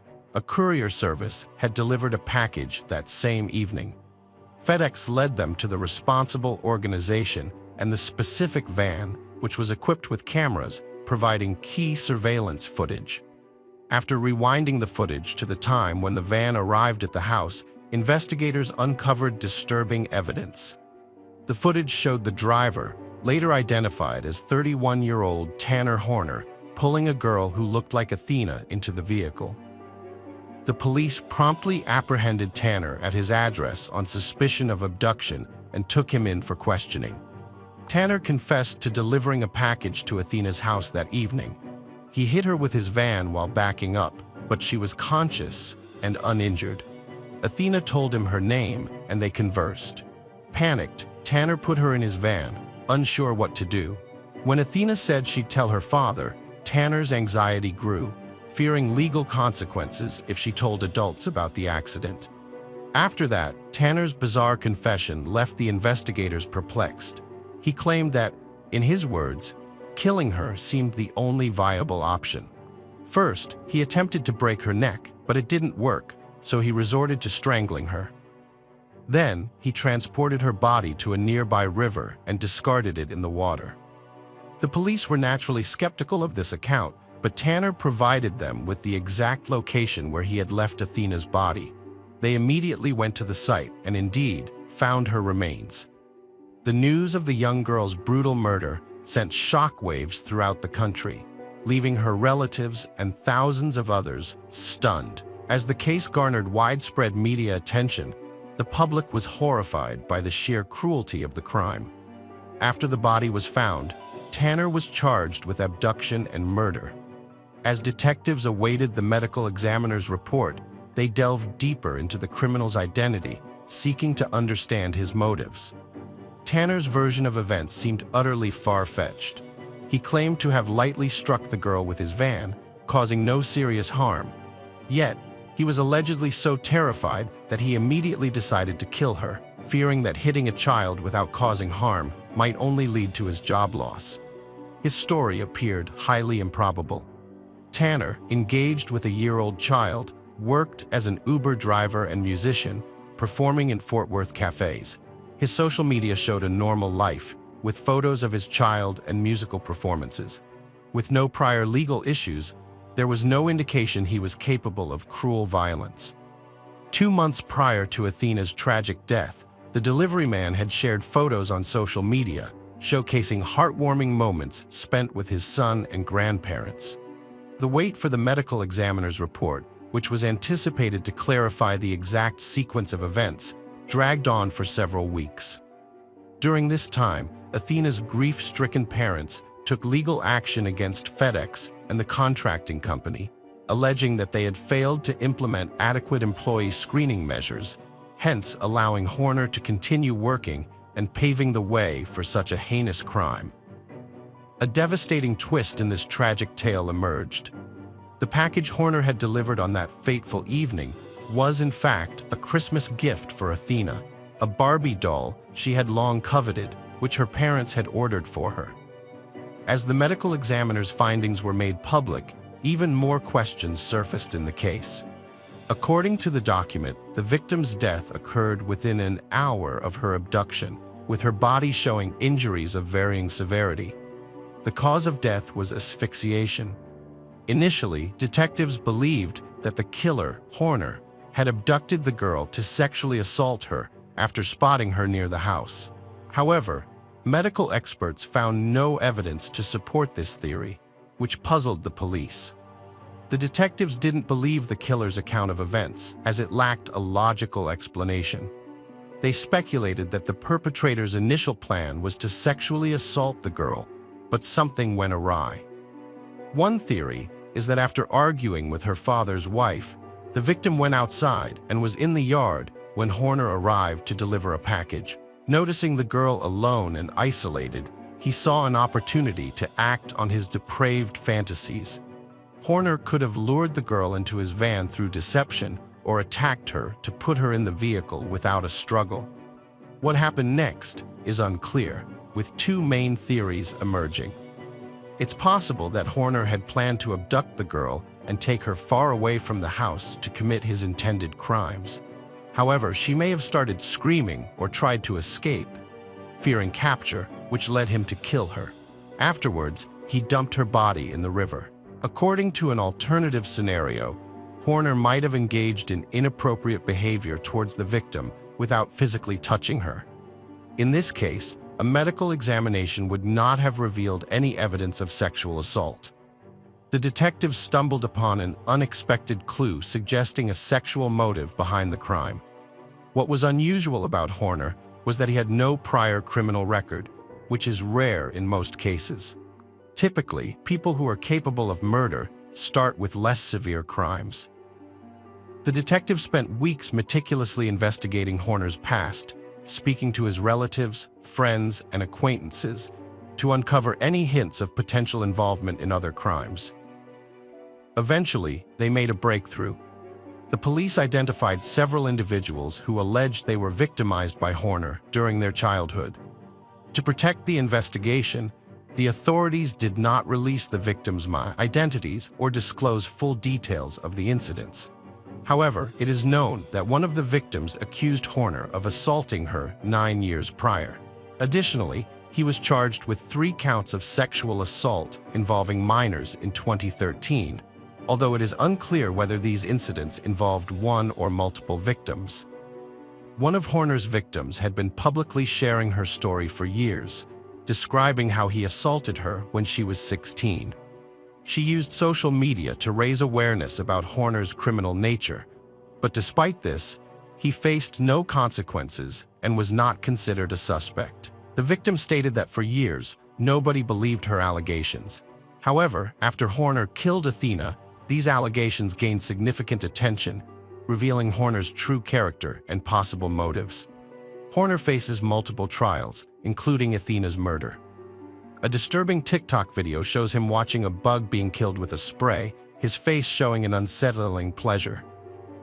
This hints at sadistic tendencies, making his account of Athena's murder even more suspicious. Horner claimed he killed Athena to avoid punishment for a lesser crime, but this excuse seems absurd given his sadistic nature. Authorities are seeking the death penalty, backed by video footage and Horner's own testimony. His guilt is clear, and additional evidence may be presented during the trial. Hello friends, welcome to our channel. Today we're going to take a look at another horrible case with you, the case of Jackie Vandergriff. Jacqueline Jackie Vandergriff was born on March 4, 1992, in Carrollton, Texas. As the youngest of 2 daughters, she grew up in the colony, Frisco, Texas, surrounded by a loving family. From a young age, Jackie exhibited a natural talent for gymnastics. Before she could walk, she was already somersaulting, and her parents recognized her potential at just 3 years old. They enrolled her in gymnastics courses, and over the following years, she refined her skills and enthusiastically participated in various competitions. She eventually reached level 5 in the Texas State Gymnastics Association. Those who knew Jackie characterized her as a warm and compassionate person with a heart of gold. She genuinely cared about the well-being of others and was a loyal friend who inspired her loved ones to be the best versions of themselves. The comfort and joy she brought to those around her were palpable. Her kindness extended beyond human relationships, as she had a deep love for animals, was a lifelong vegetarian, and believed in supporting pet adoption from no-kill shelters. Jackie's passion for reading was unmatched, with the Harry Potter series ranking high on her list of favorites. Immersing herself in the magical world of Hogwarts was a regular escape for her. Besides reading, Jackie had a deep affection for music, boasting an eclectic taste that spanned from Pink to James Taylor and Rob Thomas. Her love for musicals was particularly strong, with Rent being a favorite she would attend every local performance of. After graduating from Wakeland High School in Frisco, Jackie went on to pursue a career in cosmetology at the Paul Mitchell School. She successfully completed her training and earned her license as an esthetician. Not one to rest on her laurels, Jackie opted to further her education at Texas Woman's University. where she majored in nutrition and food science. She firmly believed that good nutrition was essential and advocated for everyone's access to proper nourishment. Her ultimate vision was to educate others about the significance of healthy eating, empowering them to make informed choices. Jackie Vandergriff seemed destined for greatness, a college junior on track to achieve her dreams and make a positive impact on the world. However, a chance encounter with an evil person in the summer of 2016 would devastate her life forever. On Wednesday, September 14, 2016, shortly after dawn, a Grapevine Police Department officer in Grapevine, Texas, received a distressing call. The caller reported finding a body near Grapevine Lake. When the officer arrived at the scene, they found a scorched area with a plastic blue kiddie pool containing a badly burned body. The body was charred beyond recognition, making it impossible to determine its identity, age, or gender. The badly burned remains of a body were taken to the medical examiner's office, where fingerprint identification later confirmed that they belonged to 24-year-old Jackie Vandergriff. As detectives investigated Jackie's final hours, they discovered that she was last seen in Denton, near the college, where she had visited two bars, Fry Street Public House and Shots and Crafts. The autopsy conducted by the medical examiner revealed the shocking extent of Jackie's injuries. She had been killed, dismembered, decapitated, and set on fire. Most disturbingly, her killer had removed her heart. As news of Jackie's brutal murder spread throughout Denton, detectives began receiving tips from people claiming to have seen a suspicious man near the crime scene, where a fire had been set. The detectives eventually obtained CCTV footage from the two bars Jackie had visited around the time of her death. At 7 p.m., a man entered the Fry Street Public House, where he sat at the bar and had a drink. An hour later, Jackie arrived and struck up a conversation with the bartender and the man. Security footage captured their interaction, providing valuable clues about their possible connection. After spending about 45 minutes at the Fry Street Public House, Jackie posted a tweet at around 8:45 p.m., saying she was glad she decided to get off Tinder and walk to a bar. Shortly after, Jackie and the man left the bar together and headed to Shots and Crafts, where they joined a group of women around 9:45 p.m. The pair left Shots and Crafts together. The detectives used CCTV footage to track Jackie and the man she was with, following their journey to the convenience store where the man had parked his car. Jackie was seen getting into the car, and at that point, everything seemed fine. However, this was the last time Jackie was seen alive before her murder. The detectives interviewed the bartender at the Fry Street Public House, where Jackie had gone to apply for a job. The bartender remembered Jackie having a friendly conversation with him and a male customer, but he had no information about what happened to Jackie and the man after they left. The detectives also reviewed security footage from Shots and Crafts, where Jackie was seen with the man and a group of women. One of the women remembered receiving a business card from the man, who was a personal trainer.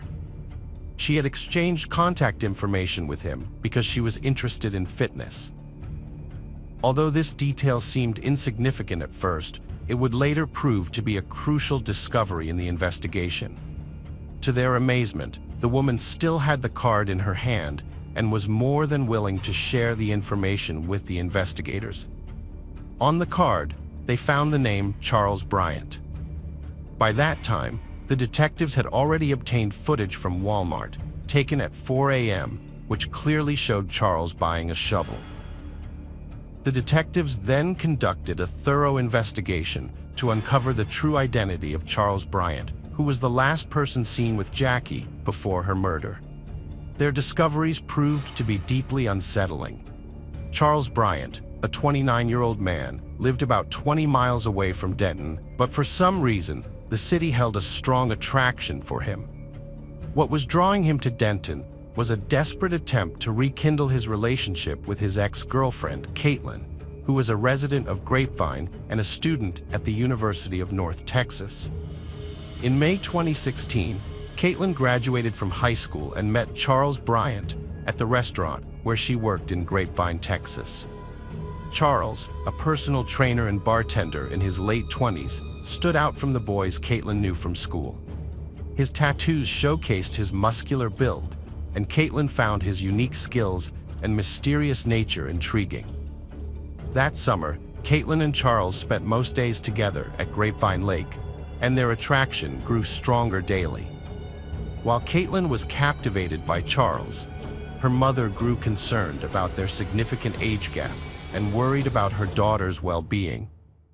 Caitlin's mother asked to see a picture of Charles, and initially, she was willing to give him the benefit of the doubt. However, when she looked into his piercing eyes, she felt an instant sense of unease.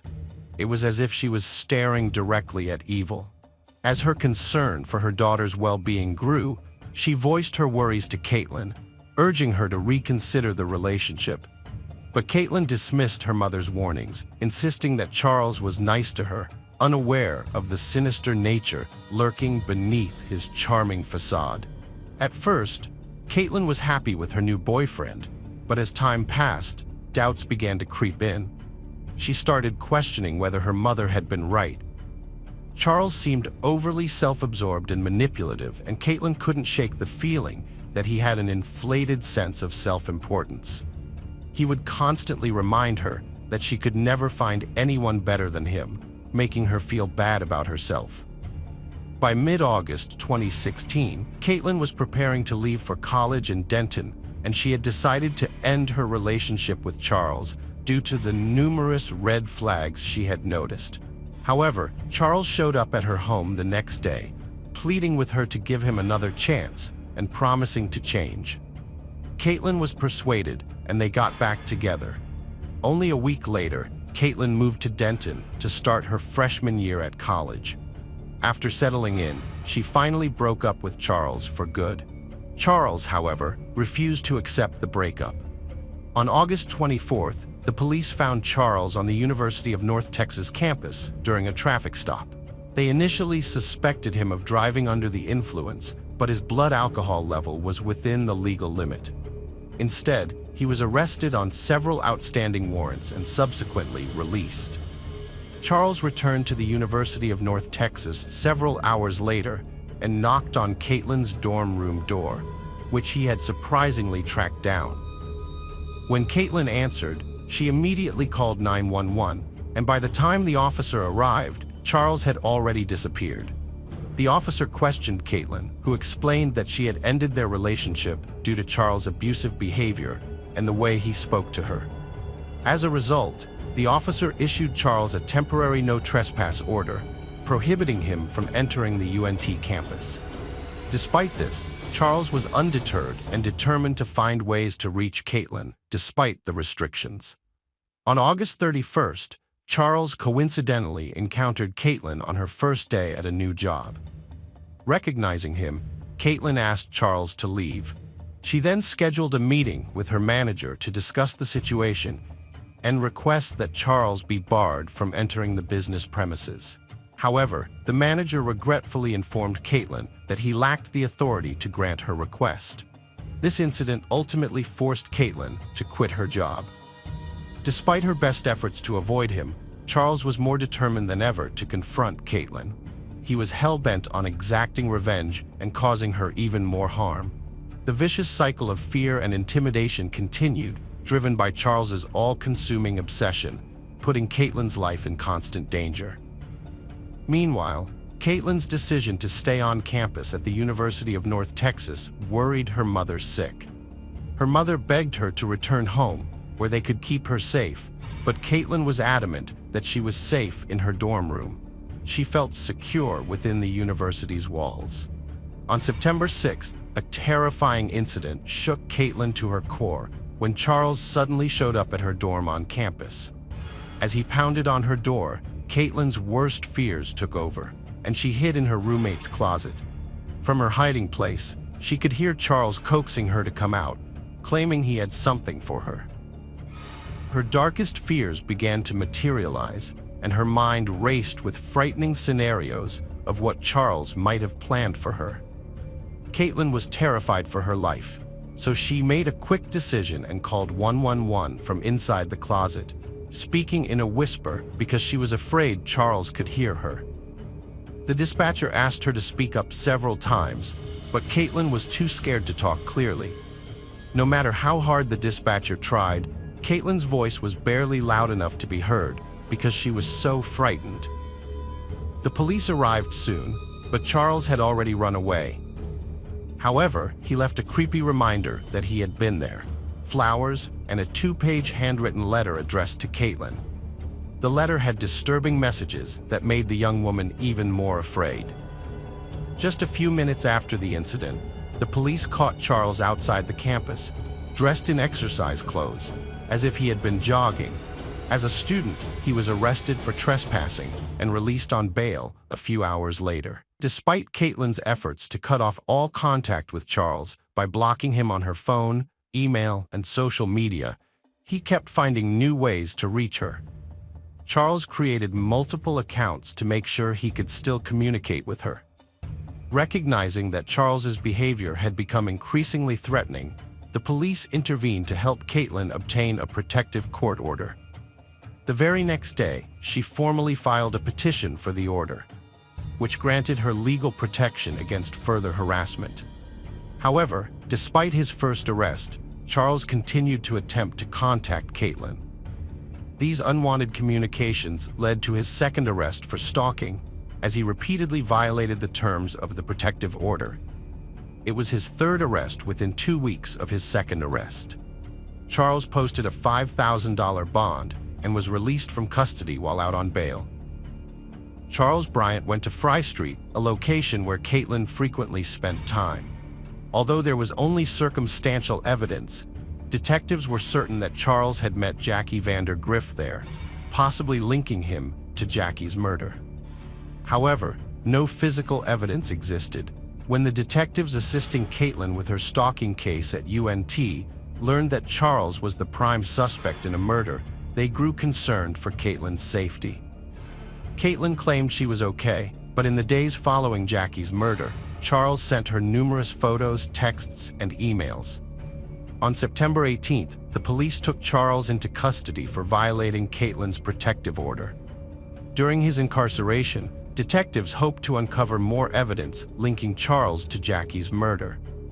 While being interrogated, Charles was shown a picture of Jackie and claimed to have seen her at the bar, but denied knowing anything about her. Concurrently, a search warrant was executed at Charles's residence. The search yielded a large military-style knife and a Texas Woman's University purse, which was identified as Jackie's school purse. Additionally, the search team found a kiddie pool that had gone missing from Charles's backyard, matching the one where Jackie's body was discovered. The detectives sought the expertise of a seasoned professional who had worked with prolific killers, including the Texas Rangers. This expert was knowledgeable about the mentalities of individuals like Charles, aware that they often have a strong urge to discuss their crimes. When the interview started, Charles claimed to have no memory of Jackie.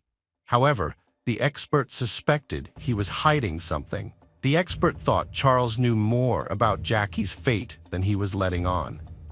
To build trust, the expert created a relaxed atmosphere, making the conversation feel like a casual chat between friends at a bar. The expert suggested possible scenarios, trying to see if Charles would react or take the bait. They portrayed Jackie as the one who had led Charles on, causing frustration. Throughout the conversation, the expert used different tactics to gauge Charles's reactions. However, this approach was risky. If the expert pushed too hard or seemed insincere, they might lose Charles's trust and harm the investigation. So, the expert had to find a balance, staying friendly while trying to get Charles to reveal the truth. During an interview, an expert closely watched Charles's responses and body language to gain insight into his character. The expert pretended to help Charles recall the events surrounding Jackie's admission, but in reality was conducting a brief memory test. To the expert's surprise, Charles' story changed slightly during the test. At first, Charles claimed he knew nothing about Jackie's admission, but later revealed that he had spoken to her at the Fry Street public house when she applied for a job.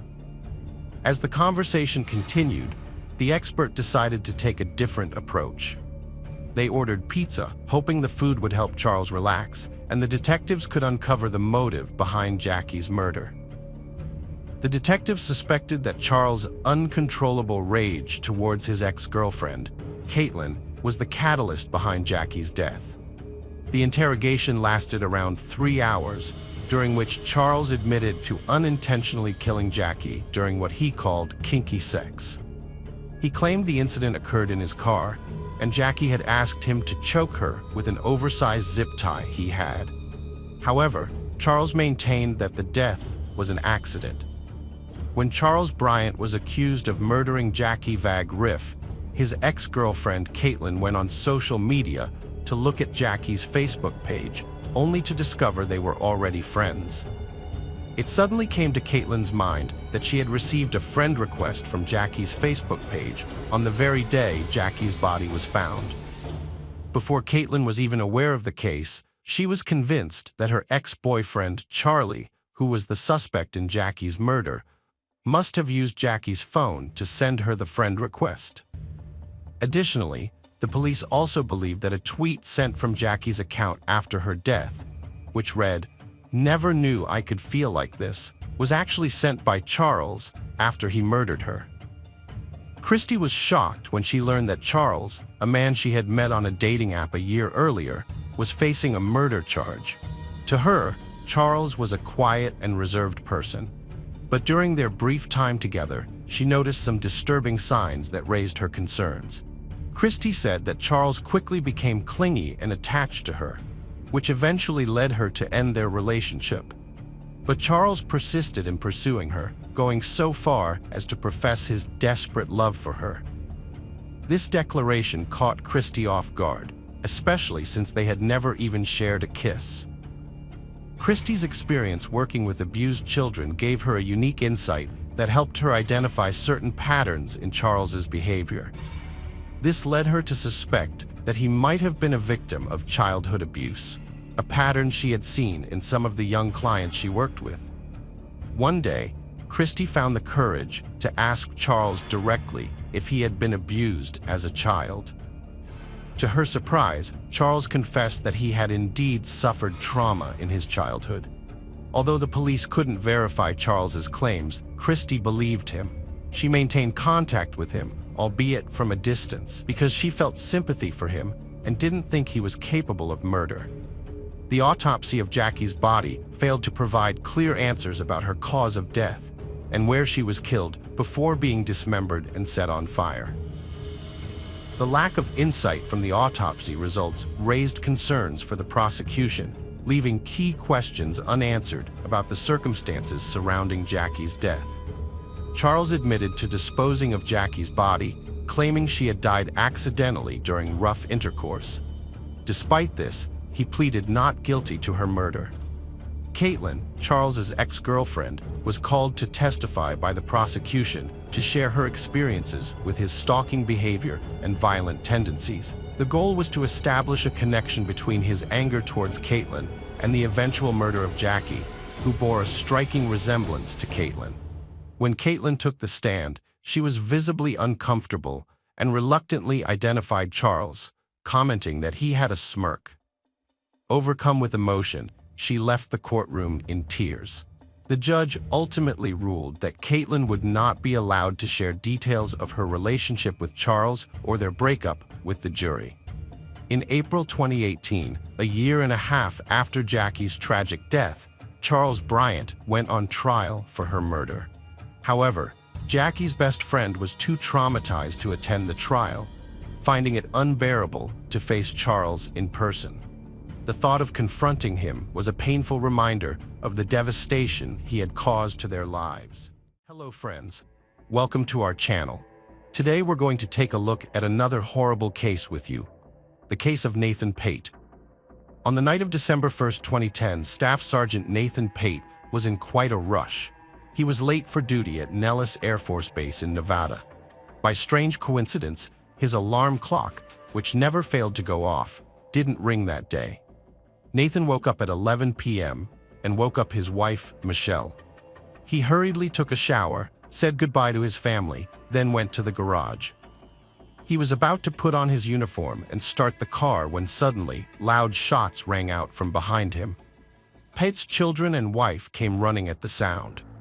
There, standing on the doorstep, was Nathan, bleeding and staggering from side to side. It was obvious he was about to fall. Michelle felt terrified and rushed toward her husband to help him up, but wasn't in time. The father of the family collapsed onto the floor. Around 11:30 p.m., 911 received a call. "My husband has been shot. He's bleeding. Help him." Mrs. Pate screamed into the phone. The dispatcher quickly explained how to administer first aid. Michelle tried giving artificial respiration to her spouse, but it didn't bring any relief. When rescuers arrived, they took him to the nearest hospital, where doctors did everything possible to save him. However, efforts weren't enough. They couldn't bring the young man back to life. The neck wound proved fatal for 28-year-old Nathan Pate. Upon being informed of her husband's death, Michelle's world shattered into before and after. An exemplary family man and valiant serviceman had been murdered right on his doorstep in Las Vegas. His death caused public outrage. Relatives, acquaintances, and concerned citizens demanded answers from the police. Who could commit such lawlessness? What were their motives? Was justice served? Nathan Joseph Villagomez Payet was born on February 12, 1982, in the village of Tamuning on Guam. Guam, a small island in the Pacific Ocean, is known for its paradisiacal beauty and historical past. Consequently, it is especially popular among tourists. Nathan was born in this amazing region and was fortunate to have a large and loving family. He had 3 brothers, Matthew, Anthony, Eric, and 1 sister, Carmela. The children were very friendly and helped their parents in everything. Nathan himself stood out from the others as he never caused trouble. He was a caring child at home and a diligent student at school. Nathan was very sociable, so he easily made friends. Brother Eric recalled that there was perhaps no one who did not want to communicate with him. Living near the ocean fostered Nathan's love for swimming from childhood, which later evolved into a passion for surfing. He spent all his free time on the beach, enjoying the sun and life. Nathan met his future wife during his studies at South High School, located in the neighboring town of Santa Rita. Michelle Anant Chuck was attracted to him at first sight. Young people began spending time together daily, and their affection for each other only grew stronger. They never parted. Together they studied at school, prepared for classes, and helped with household chores. Strong teenage friendship soon transformed into tender love. When Michelle was 16 years old, her family faced a terrible grief as her mother passed away. Consequently, Michelle spent all her free time helping her sister Melissa, the eldest of the Chuck family, who took on the role of mother and mistress of the house. Nathan supported her in everything she did and helped look after the younger children. In 2000, after graduation, Nathan decided to propose to Michelle, who happily accepted his proposal. Given their family's financial constraints preventing them from having a wedding ceremony, the couple received blessings from their parents to move in together instead.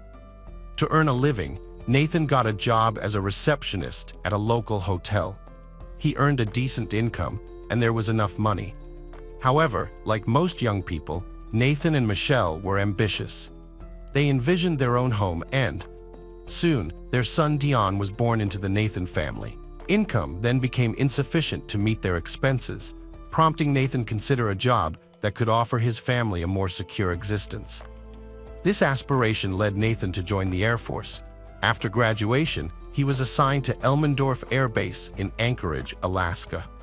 After some time, the couple's dream came true when they built their own house. It was in this new home that their second child, a daughter named Niara, was born. Nathan saw success in his military career, which helped him fulfill ambitions that he and Michelle had previously been unable to achieve. Finally, 6 years after their engagement, they celebrated with a big wedding. My mom was extremely proud that her youngest son was the first to go out and achieve something, Eric said. In 2006, Nathan was transferred to Davis-Monthan Military Base in Arizona. He received a promotion to weapons loading team leader for the A-10 Thunderbolt attack aircraft of one of the Essex squadrons. During this time, he also trained in logistics and material management. Nathan definitely loved his job and performed it with dedication and good intentions.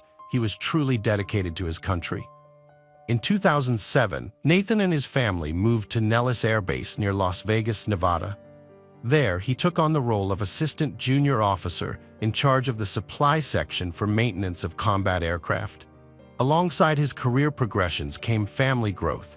Soon after moving, Nathan and Michelle welcomed 2 more sons, Drawn and David. Michelle fell in love with Las Vegas. She believed it was an ideal place to live. To make her happy, Nathan decided they would settle down there permanently. Nathan selected the most suitable house for a large family, spacious and bright. Additionally, the future family home was conveniently located 30 to 40 minutes from the military base. Nathan made the down payment with his savings. The only task left was to manage the family's income and expenses wisely. Perhaps he could save some money temporarily, at least until Mr. Pat's next prospects materialized. Initially, Michelle was thrilled with her husband's surprise and set about organizing daily life in their new house. However, over time, their demands grew, and the family's expenditures exceeded Nathan's earnings. The joy of purchasing a new house began to diminish. It's well known that financial difficulties can strain relationships, and Nathan and Michelle were no exception.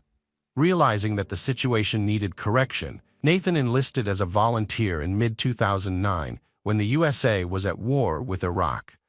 His departure lasted 6 months, during which time the family's financial condition improved considerably. Nathan took solace in this improvement. After a short rest at home, Sergeant Pate decided to return to Iraq. While Nathan risked his life abroad, Michelle struggled with anxiety and intrusive thoughts about being alone with 4 children. Accustomed to a certain standard of living, she found it challenging to envision life differently. To distract herself from these worries, Mrs. Pett took a job at a corporate credit card telemarketing firm. Employment brought variety and new acquaintances into her routine and provided Michelle with her own safety net. Michelle didn't rule out starting her own business in the future and actively engaged in self-development by attending a school of aesthetics. Life went on as usual when Nathan was home. When he left, however, Michelle felt bored. The birth of their children, endless travels, and her husband's prolonged service had cooled their relationship significantly. With Nathan away for long periods and Michelle yearning for love and attention, their relationship faced undeniable challenges. She took a lover, who turned out to be her colleague, Michael Rudolph Rodriguez, a 31-year-old, good-looking local womanizer. Unfortunately, the man was also devious and dishonest. He had even spent time in 2007 in prison for forgery and attempted theft. Despite his background, Michelle couldn't resist Sweet Rudy, as they jokingly called him behind his back. By the end of 2009, Nathan returned home. The distance and the ordeal appeared to have strengthened their family relationship. However, this wasn't actually the case. Michelle was playing a double game. She did not want to lose her husband while having an infatuation on the side. She thus tried hard to please Nathan in every way possible. Nathan was fascinated by the changes in her appearance and character. The children, though, had been growing up without a father for a long time, which negatively impacted their education. Determined not to leave his family again for an extended period, Nathan did not suspect that Michelle's striking changes could be linked to infidelity. His own pure and faithful nature blinded him to this possibility.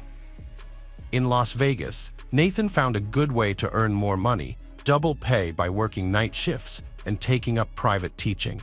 He developed training programs for simplified baseball catering to young children. Michelle's pretense didn't hold up for long. Once their standard of living began to fall, her attitude changed entirely and their problems escalated. By Thanksgiving in 2010, Brother Eric and his wife Veronica visited the young family and immediately sensed tension between them. They had changed beyond recognition. it seemed like all former feelings between Michelle and Nathan had completely vanished. The couple's issues were glaringly obvious. Not just personal, but also financial difficulties were evident from their almost empty pantry and refrigerator. A week later, on December 1, 2010, there was a peculiar communication between Mrs. Pett and Mr. Rodriguez at precisely 11:12 p.m. Michelle received a text message from Michael stating, "Hope you are feeling better." The man wrote, "Van Dyke's contract for tomorrow is almost finalized." 2 minutes later, he sent another text, "If you're not feeling well, let me. I'll give you a couple of days to rest. Remember, I appreciate your help." At 11:19 p.m., Michelle replied, "My husband just recently woke me up. Right now, he is trying to leave the house, but I think he's going to be late today. I'm sorry the contract is giving you so much trouble." A few months before the tragedy, Michelle had decided that she did not want to be with Nathan anymore. However, she also wasn't planning to leave him because she realized that breaking up would only lead to headaches and empty pockets. She thought, "I don't think he will forgive me and support me after the divorce."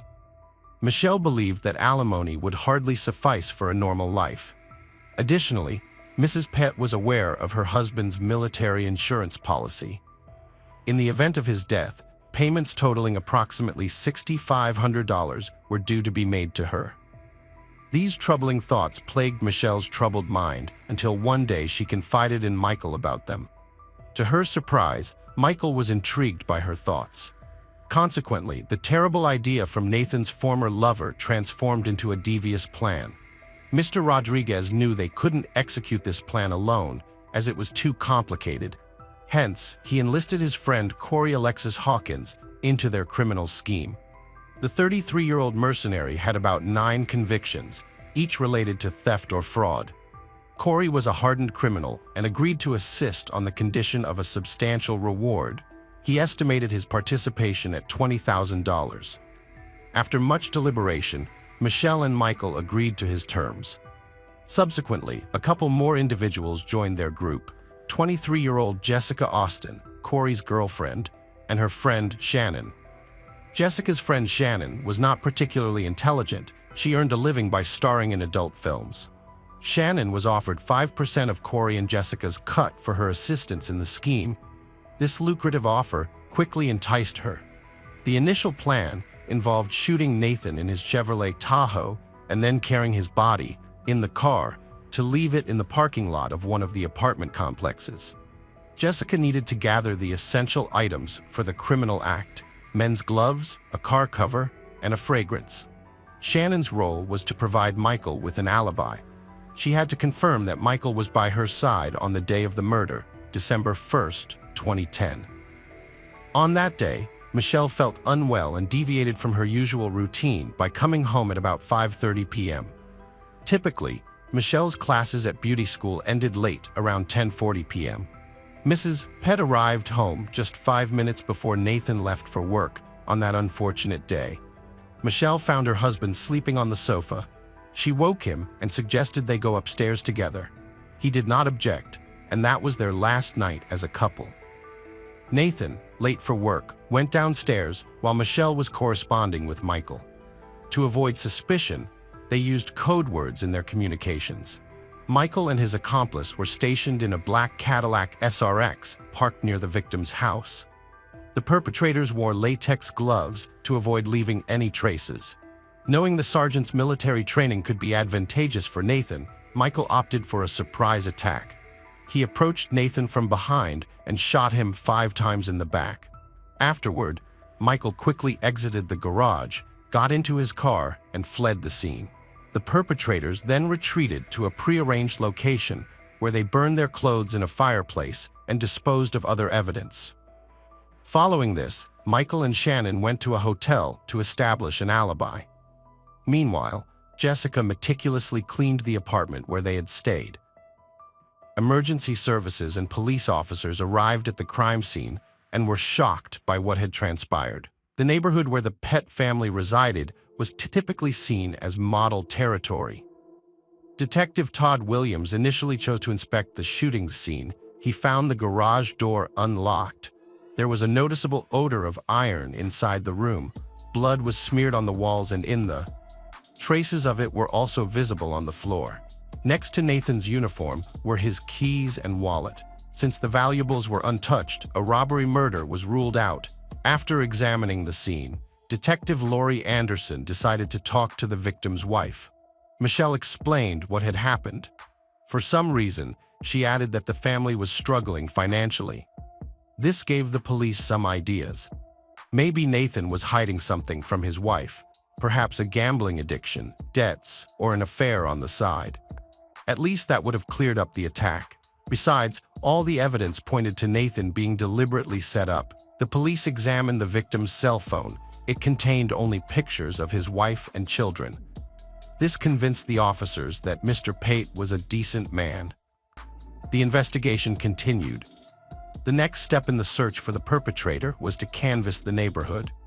Statistically speaking, there's always someone who saw or heard something. This was indeed true for Nathan. Some neighbors reported seeing a car parked near the house. The car was driven by a man wearing a brown sweatshirt. After shots were fired, the vehicle immediately drove away. Detectives finally had a lead. Nathan's family was shocked to learn what had happened. They caught the first flight out of Guam, waiting for answers. His mother, Carmelita Payette, cried throughout the journey. The woman couldn't believe her son had died so early in life. When they finally reached Nathan's home, Michelle threw herself into her mother-in-law's arms and then lost consciousness. Nathan's mother sensed something unnatural in her daughter-in-law's reaction. For some reason, it seemed faked. The investigators decided to talk to Mrs. Pate again and asked her about the car witnesses had seen nearby. Unexpectedly, she said her colleague Michael Rodriguez had a similar car. Why Michelle gave out this information remains unclear. Police later determined that Michelle had either inadvertently revealed the truth or that the perpetrator's plan was flawed. Detectives then investigated Michael's identity and found that his criminal record heightened their suspicions. He was brought in for questioning, and he responded calmly. Mr. Rodriguez stated that on the day of Nathan's murder, around 9 p.m., he went shopping at a supermarket. During this outing, he met an interesting woman named Shannon. According to him, they had a lengthy conversation and decided to continue their acquaintance at a hotel room. Michael explained that they arrived at the hotel around 11 p.m. To verify Michael's testimony, the officers contacted Shannon. She did confirm their romantic encounter. However, the detective had a feeling something was amiss. The next logical step was to examine the information found in Michelle's phone. Specialists managed to recover correspondence between Michelle and Michael spanning over a year. Their communication turned out to be very suspect. On the exact day of Nathan's murder, the couple discussed a contract with someone named Van DJK. The conversation resembled code rather than a straightforward business negotiation. It seemed like how they planned the crime. Investigators were nearly certain both individuals were involved, but lacked sufficient evidence to detain them longer, so they decided to release Michael until more details could be clarified. After examining Michelle's cell phone, detectives called her back for questioning. She appeared visibly agitated and seemed to be withholding information. Realizing that officers knew more than she wanted them to know, Michelle eventually disclosed her affair with Michael. A little later, she confessed that several months before her husband's death, she and her lover had plotted to kill Nathan. The motive behind this action was apparently tied to insurance payments. Mrs. Pate justified herself by stating that she had repented and claimed she changed her mind during one stage of preparing for the crime. She felt sorry for her husband and even tried to interfere with the plan by turning off his alarm clock. Michelle was counting on her accomplice, not waiting for Nathan or missing him. However, the investigators did not believe in the woman's remorse. Her correspondence eloquently testified otherwise. Additionally, she sent Michael a cute smiley face right after she learned of her husband's death. After a while, Shannon came to the police station to confess. The woman must have realized her predicament. Nonetheless, her involvement in the case was clearly embellished. She explained that Michael had forced her to provide an alibi. Jessica asked for my help. Her friends wanted to teach a big drug dealer a lesson. My job was only to cover up the involvement of one of the attackers. I thought it would be a way to get justice, she explained. She then added that on the night of the attack, Michael told her the whole truth. As soon as I realized I was being used, I immediately went to the police. In addition, I feared for my life. There is no telling what they would have done to me. The woman's words were confirmed by the hotel's CCTV footage that showed Michael and Shannon arrived at the hotel not at 11 p.m., as Michael himself said, but at 11:40 p.m. Her testimony led detectives to Corey and Jessica.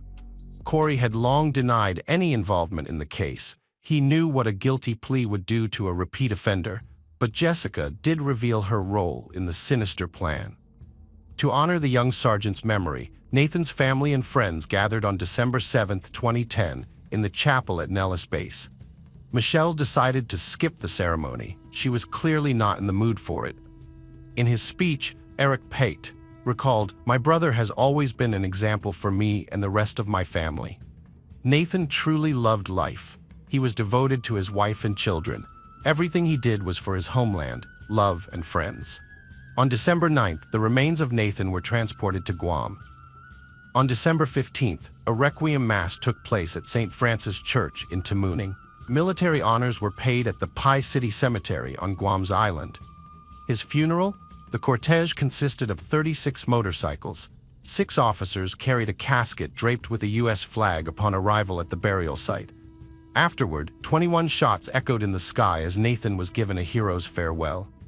Michael Rodriguez, Corey Hawkins, and Jessica Austin were arrested without bail on December 8, 2010. The next day, Michelle Pett met the same fate. Police feared for her mental state and placed her under surveillance to prevent suicide. On January 4, 2011, in Clark County District Court, charges were read to the 4 accomplices: conspiracy to commit murder and robbery with a firearm, murder with a firearm. Additionally, Michael and Corey faced charges for possessing firearms. The trials dragged on for 3 years as some defendants denied involvement. Armed with strong defense teams, they filed multiple motions aiming to exclude certain evidence from the case, yet each motion got rejected. Their strategies only delayed inevitable punishment by postponing sessions repeatedly. On September 21, 2015, the trial for Nathan Pett's murder began. Michael Rudolph Rodriguez stood trial first and pled guilty to avoid the death penalty. On September 29, 2015, he was sentenced to life in prison without parole. An appeal against this sentence got denied later. At sentencing time, Michael showed no emotion or regret for his crime. Michelle Payer's trial happened 1 month later in a Las Vegas courtroom, a stark contrast as she insisted that she had reconsidered killing her husband. When the judge permitted Michelle to speak a few words in her defense, turned to the parents of the murdered man. With tears in her eyes, she apologized them. "I loved Nathan and our children. I was very confused and made a big mistake," Michelle stated, then fainted once again. The prosecutor asserted that she did not believe the defendant intended to thwart the conspiracy, citing considerable evidence to the contrary. It baffled everyone how a woman, a mother of 4 children, could become so cold-blooded. The judge sided with the prosecution, determining that Michelle was clearly more involved in the crime than she admitted in court. Michelle soon pleaded guilty to conspiracy to commit murder and first-degree murder with a firearm. This plea helped her avoid capital punishment. The Pett family also requested that the court not impose the death penalty on their former relative. At the end of the hearing, the judge described Michelle's crime as incomprehensible and unfathomable. In October 2015, it was Corey Alexis Hawkins' turn in court. He also agreed to a plea bargain to avoid the death penalty and was sentenced to life in prison. His attorney's petition for parole was denied because Corey had helped plan the crime and was present at the time of the shooting.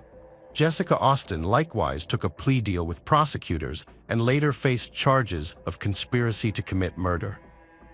In March 2016, During Michelle's final sentencing, she cited her unstable emotional state as leading her to commit the crime once more and asked Nathan's family for forgiveness again. Carmelita Pete, who was deeply religious, recognized that her former daughter-in-law felt genuine remorse for her actions and believed that Michelle's soul needed forgiveness.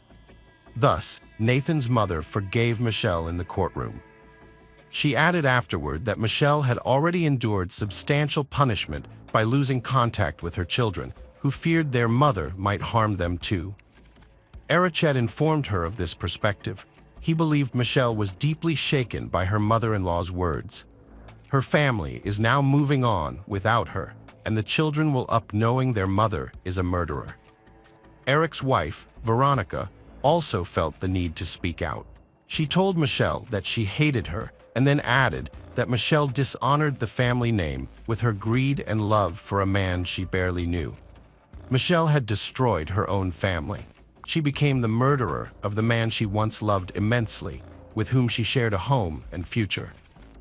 Could Michelle have ever imagined how her unchecked ambition would turn out?